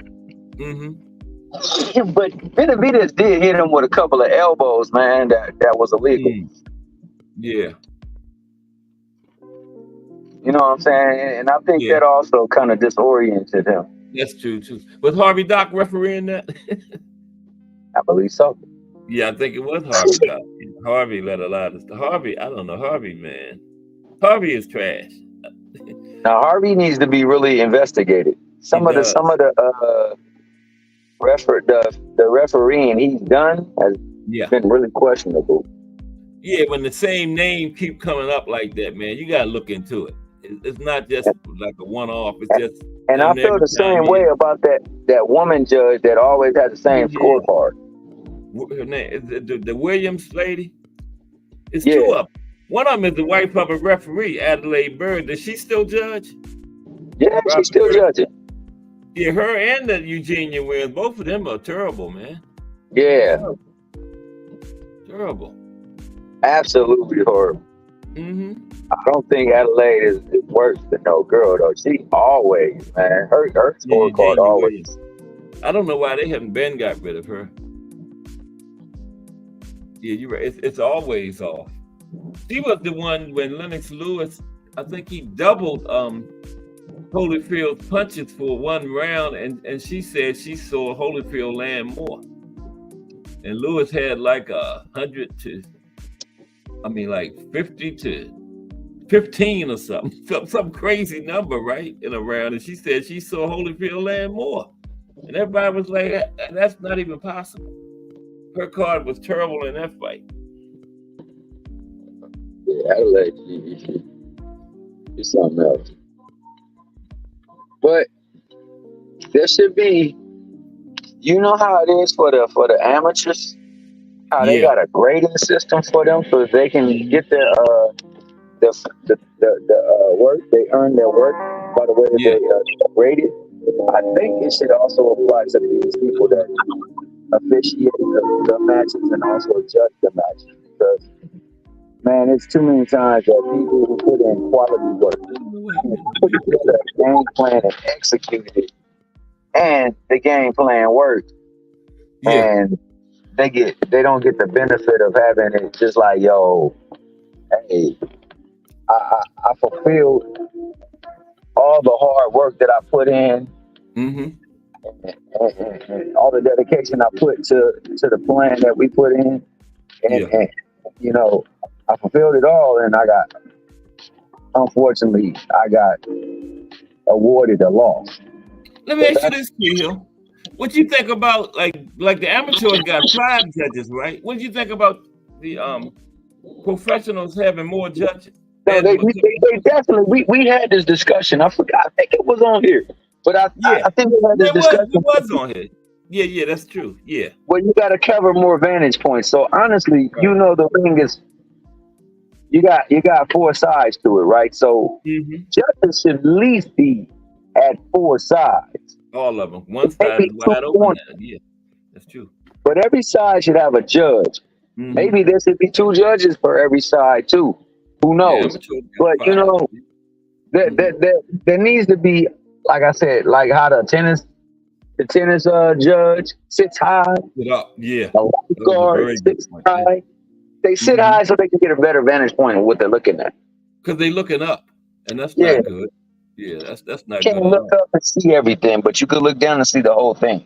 The whole picture. At least be even if you're going to do anything, but up would be the best. I mean, looking down would be the best, you know. Yeah, that's a very good point. It's wonder why they don't think about these type of things. Why they don't put some of these things into effect.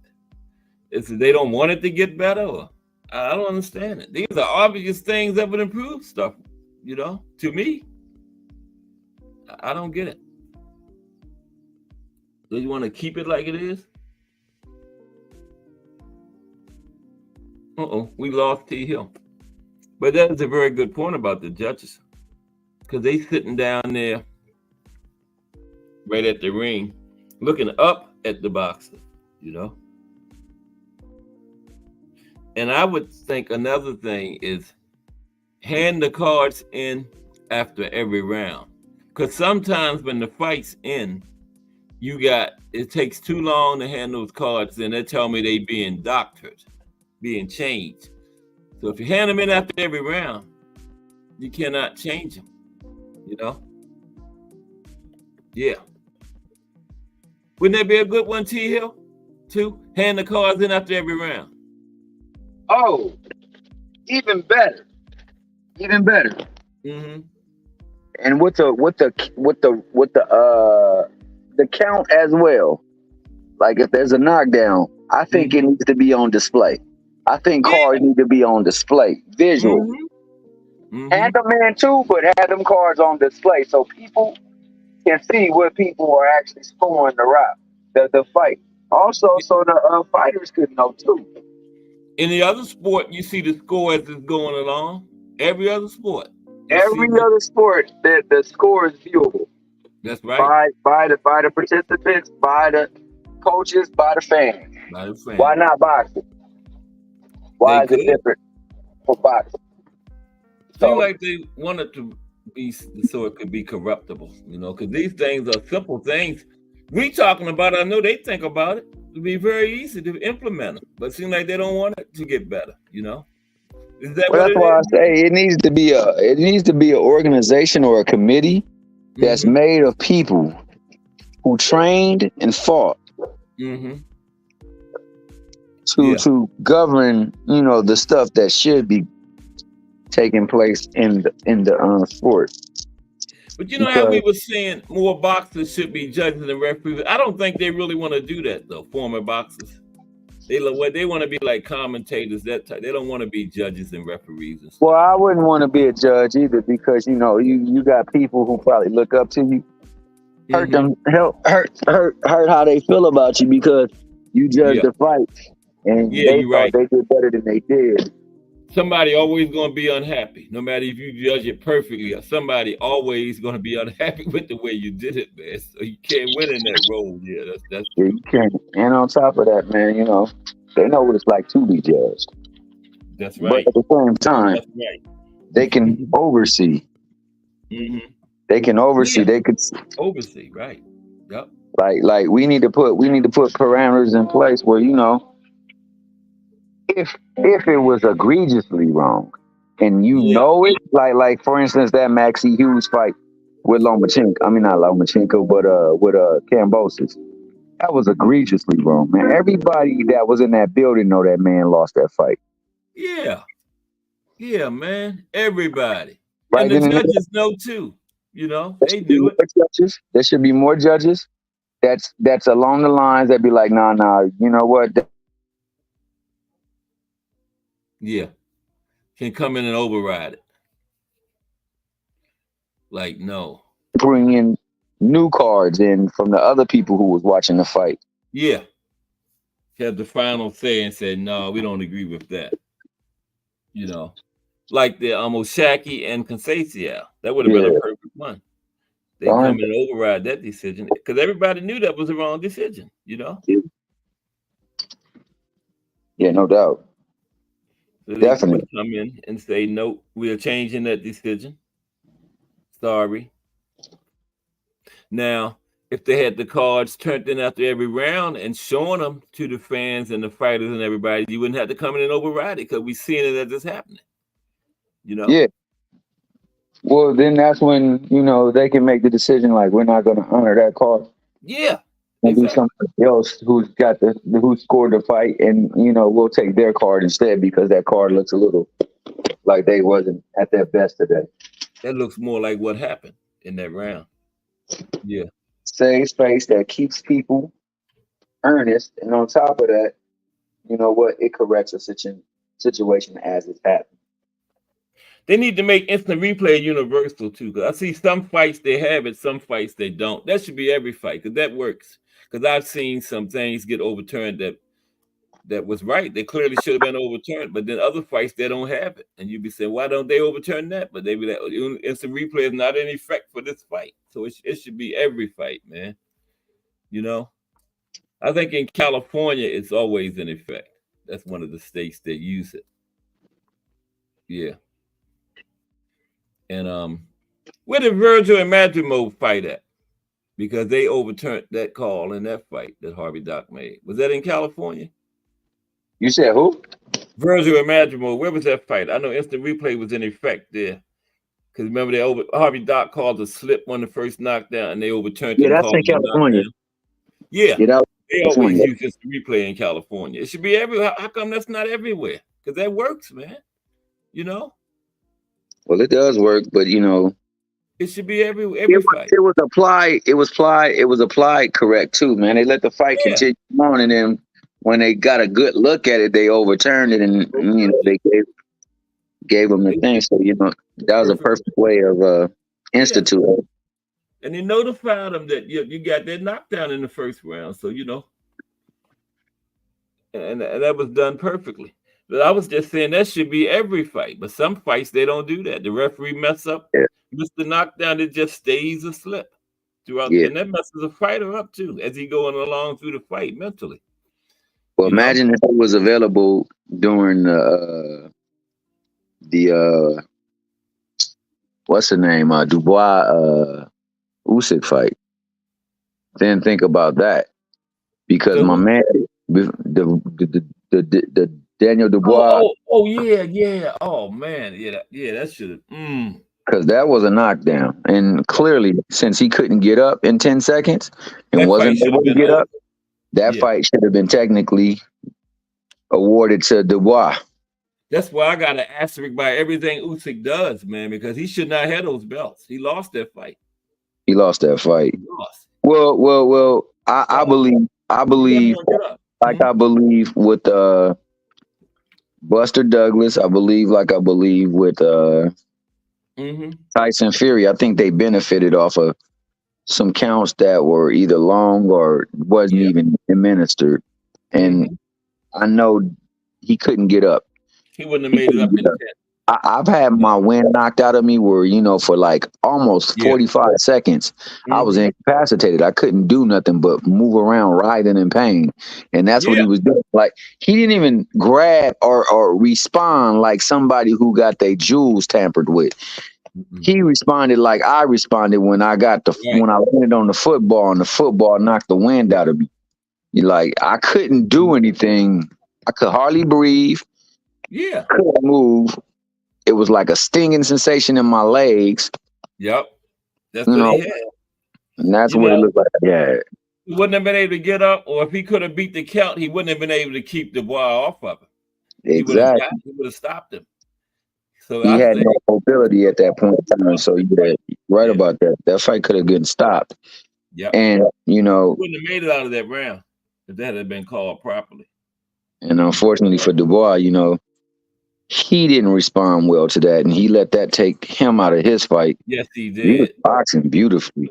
He was out boxing the boxer. Yeah. He lost his mental edge after that, man. Yeah. His mind, he wasn't focused. His focus was gone after that happened. Yeah. You could see him starting round by round, just checking out. He started checking out. He sure so did. Ultimately, he just checked out. Yep. He sure and did. That's why other people who fight him feel like, he has easy touch. He not no light touch. No. He was controlling that fight. Yeah. People forget that. He had it. He had that in the bag, man. He was Definitely. fighting good. He had a nice game plan. He was focused mentally. And then after that call, man, he just lost it. I mean, you can't help it, but something like that when you should have won the fight, and then they do you like that, man. Yeah. So there are changes that would definitely benefit them. Agreed that they need to turn in their scorecards per round, and they need to have somebody analyze them to make sure that it's on par with what the action is detailing. Because you can't see that stark of a difference in a fight. I'm sorry. Like, I know. The only fight I think you might be able to justify that was maybe the Gary Russell Jr. fight with Casamayor, because a lot of people thought that his activity was like achievement, but all it was activity. Right. Where, with one hand, Gary Russell pretty much controlled that fight. And he was able to play shots left and right where my man couldn't do anything. Couldn't do nothing with it. Yeah, you know what I'm saying? So, like, I could see how you might have a discrepancy in the card, because some people might award the activity, say, oh, that's effective aggressiveness. He's making the fight. He's dictating the fight. But no, it wasn't the case. No. Also, I guess it could be made in that recent fight with Conceição and Oshaki Foster.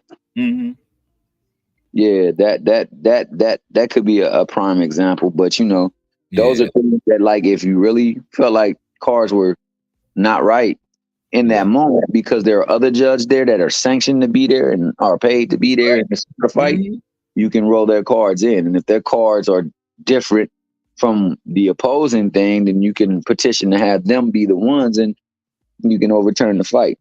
Yeah.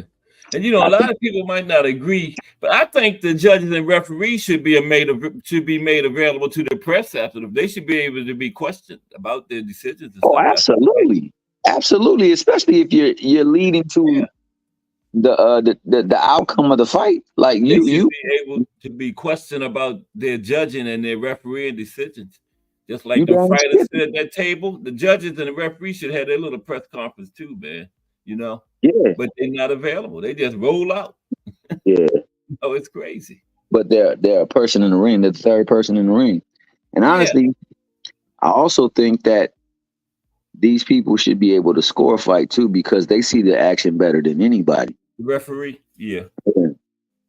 So they they should used be to a do voice that. that count. They used to do it, but then they stopped. I think Bruce Gas told me this because they wanted the referee to concentrate more on the fight. That's why they stopped him from judging because they used to score it. Yeah, but you know what you see. Even when concentrating on things, you know what you see. That's true.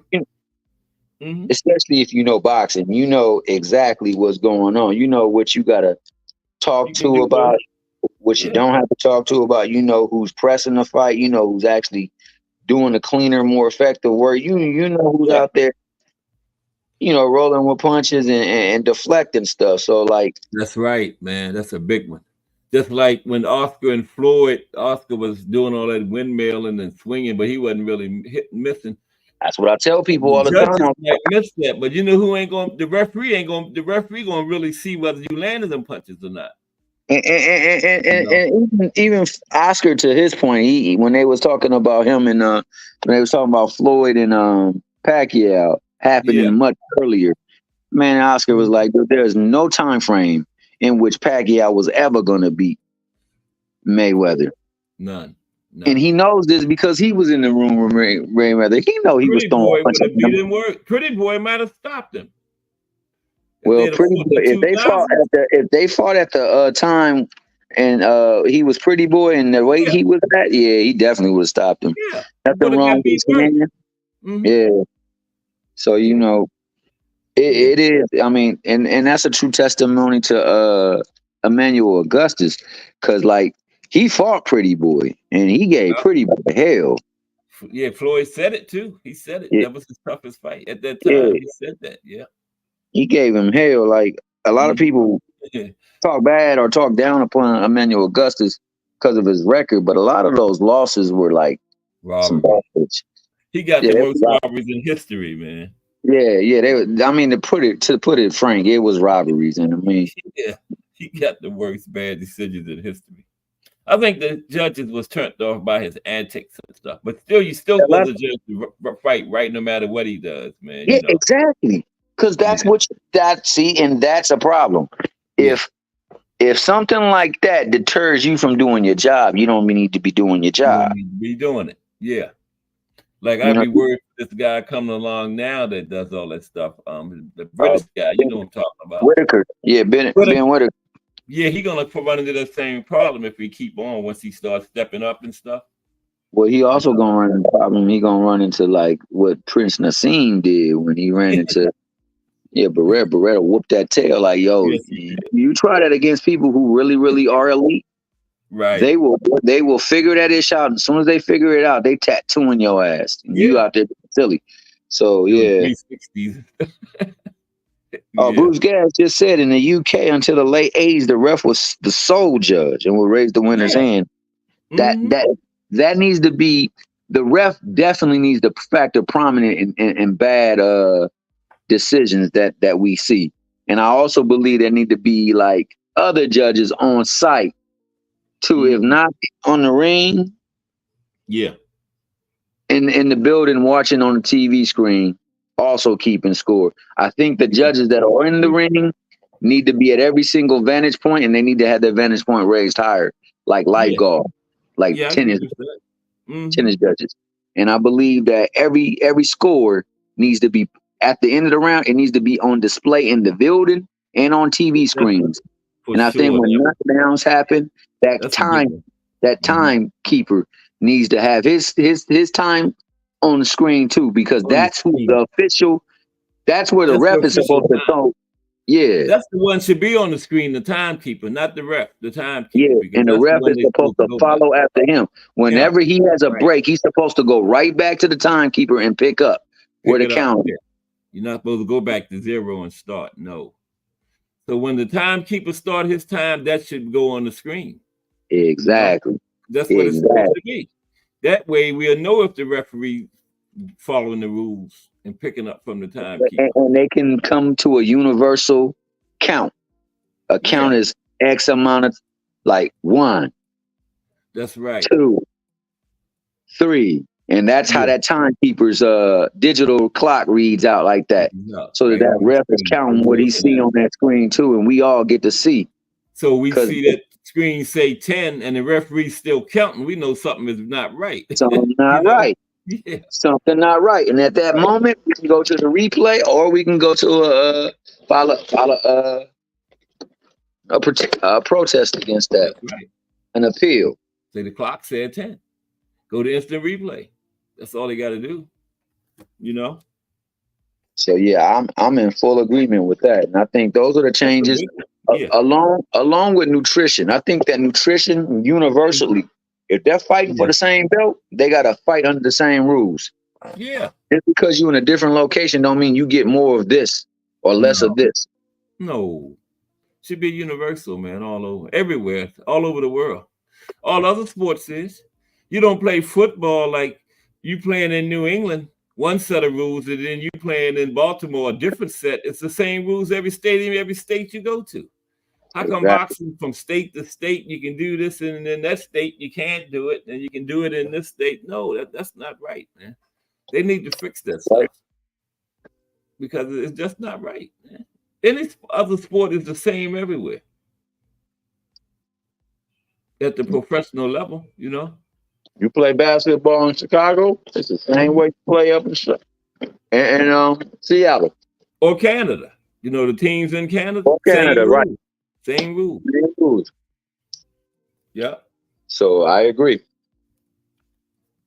But my only question is, how come they're not fixing this stuff? It wouldn't be, it's not difficult.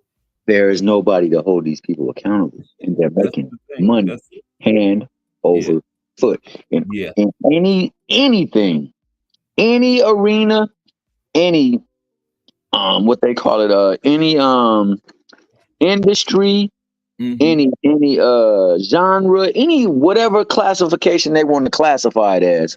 Yeah. Money is chief. That's right. And all they care about is the proliferation of cash flow, making more of it happen. Right. And they're gonna do whatever that's gonna lean towards that, because that's the rules. Whatever bring the most money in.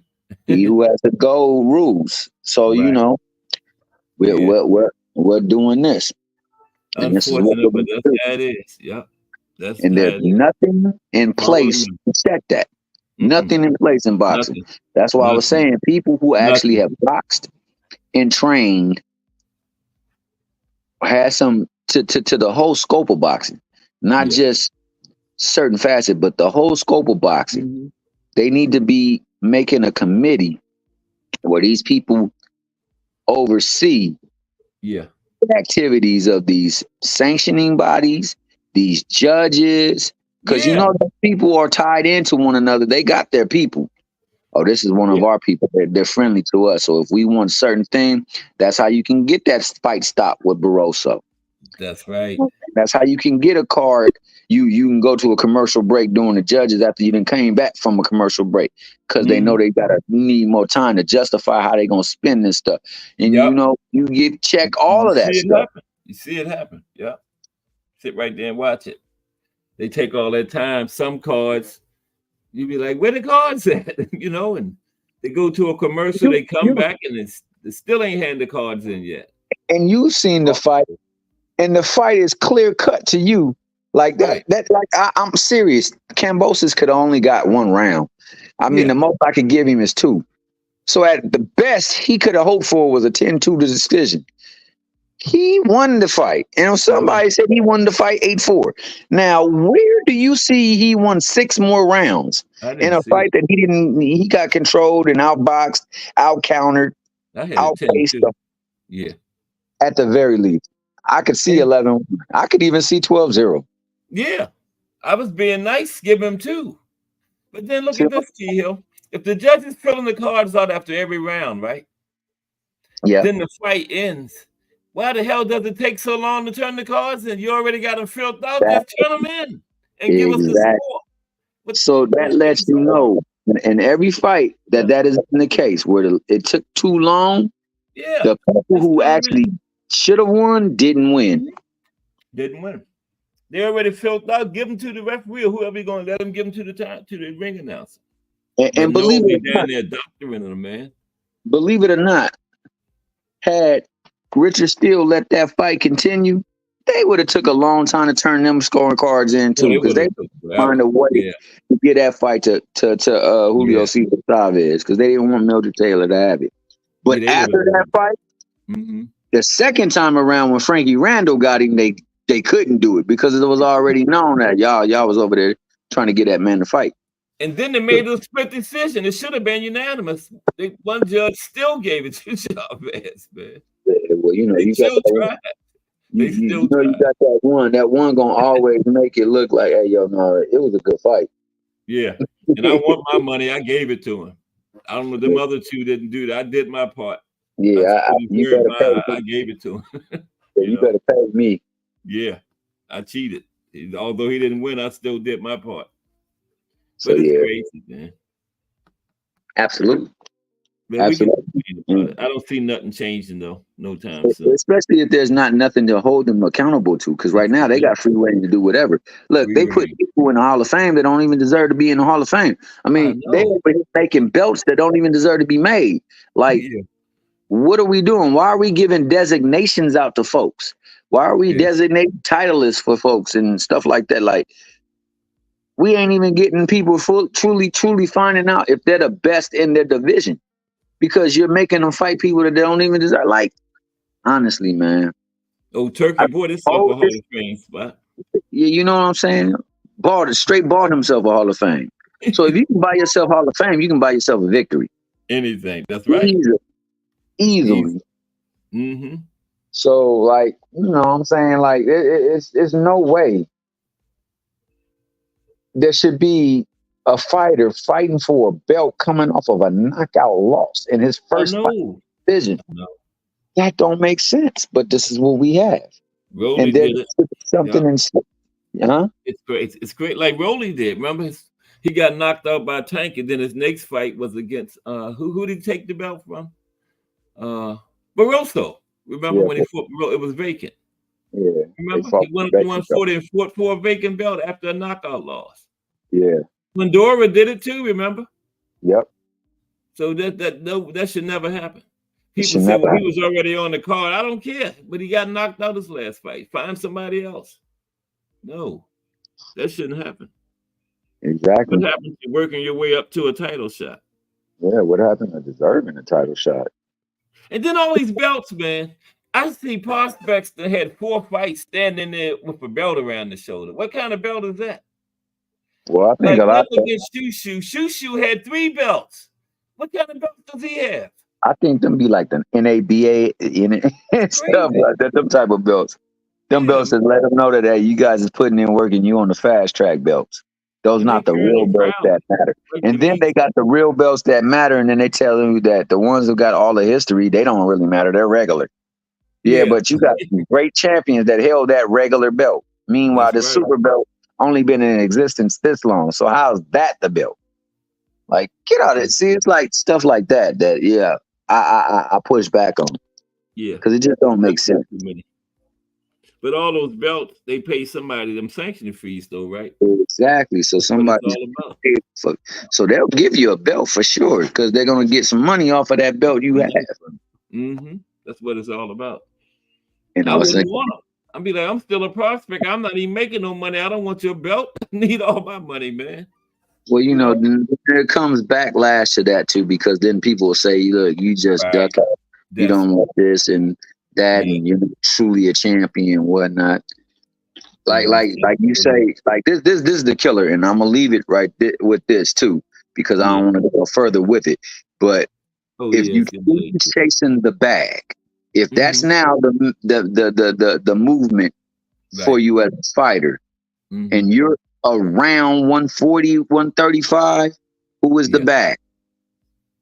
Mm-hmm. Where you gonna get the bag from? which fight's going to be made that's going to give you the most money. Mm-hmm. When you consider that, all roads point to Tank. That's right. So even if you're chasing greatness and you say all of a sudden I'm chasing bag, you chasing greatness and the bag at the same time if you're trying to fight Tank. Because you're going to get the most money you're going to get anywhere else. Nobody's going to give you more money than fighting Tank because nobody's going to generate the interest that fight with Tank will do. That's if you somebody people think got a chance of beating them, you know. Yeah. You're going to pay for that. For sure. Yeah. For sure. People going to pay for that because they want to see him lose. That's right. Everybody wants to see him lose. They already talk about he ain't as good as he really is, so they want to see him lose. They want somebody to prove the fact. They can say, I told you, he was never. He was overrated the whole time. Yep, and that's what they want. So there's the bag. Yep. If you're chasing the bag, then you should be chasing that fight. Loma should have took that because they would have paid for that. Because a lot of people think Loma got the ability to move around and stay away from that kill shot. And Loma knows that if I take that fight. Man. Yeah, I know. Yeah. But Loma knows. Right. But Loma knows. Like Devin knew. Like Devin didn't want that fight. We rather fight Prograis. Right. Like Shakur knows. I don't want this fight right now. It can get more money, but hey, it's a chance that I come out on a Tankwood list. Like that Tankwood list is something fierce, and it keeps growing by the fight. So they looking for severance packages. Like, yo, if I lose this, it's like I lose my career, and I want to get paid like I ain't gonna never get paid no more. So they got to put together that package for me, and that's how you know, like they truly don't want them fights right now. Loma didn't want it. Nope. He had a fight when he's supposed to be with his family, because that's what he was supposed to be doing, spending time with his family. But he had a fight, trying to pick a fight with Shakur. Shakur saying that he's chasing the bag, he wants to fight. Term sheets possibly got offered, and I'm saying possibly because I don't know, but that's what I've heard. I've heard that term sheets was discussed where we could do this fight for this, this, and this, and you say no. Now you get on record everywhere talking about if he send an offer, I'm gonna take it because 30% from him is good as like 80% or 100% elsewhere else. You get a fight, and then you don't take it. So, and then Devin, you talking all that talk when he locked up, when he get up and have his people contact you, you talking about we looking in a different direction. You got something? Yeah, the whole tone change. Now, the only thing with Devin that I will concede to is that Devin was done at 135. I would not have wanted to see that fight at 135. Nobody wanted to see that. So if I'm him, I'm not trying to take that fight at 135. Yeah, we got to go up. Yeah, I think he went too far with the Loma fight. Was one too many. That almost it almost cost him. Kambosos. I think both Kambosos. Kambosos. The Loma fight almost cost him. He stayed too long, but he got through. But then they went on and left after that because they left him. Yeah. That Kambosos fight really was, for me, it was the fight that said Yeah, T Hill. Well, we gotta get on up out of here, man. We always get the cooking good, man. I hate to stop, but it's almost 4:50. Get over here and see what the boys doing today. And partner up over there at the other place. You right about that. But that's why, so many good things that could happen with boxing and changes, and that needs to be made so that the sport can actually thrive and prosper. But you said the key word, they need somebody over, some kind of commission or something, group over top of the sport to oversee it. I think so. Can change, man. They don't have that, so free reign, like you said, free reign. Follow the money. And that's what they doing, And it's terrible. All right, Kev. Always okay, T Hill. Take care now. Appreciate you 1,000%. All right. What'd you say, T Hill? Okay, that was Thomas Hill. We was cooking with hot grease once again. We're gonna get on up out of here.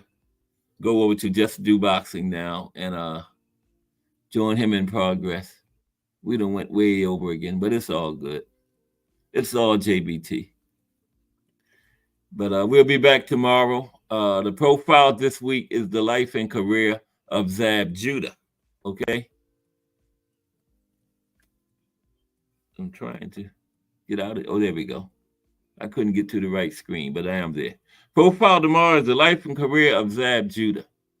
And we will be here tomorrow because if it's Monday through Friday at 2 p.m., it's the Boxtorian, bringing you all that boxing history. And everybody, have a great day. Just Do Boxing is already in progress. And this is Cast Sports. I appreciate you 1,000%, Thomas Hill. There'll be another Cast Sports tomorrow at 2 p.m. Everybody have a good one.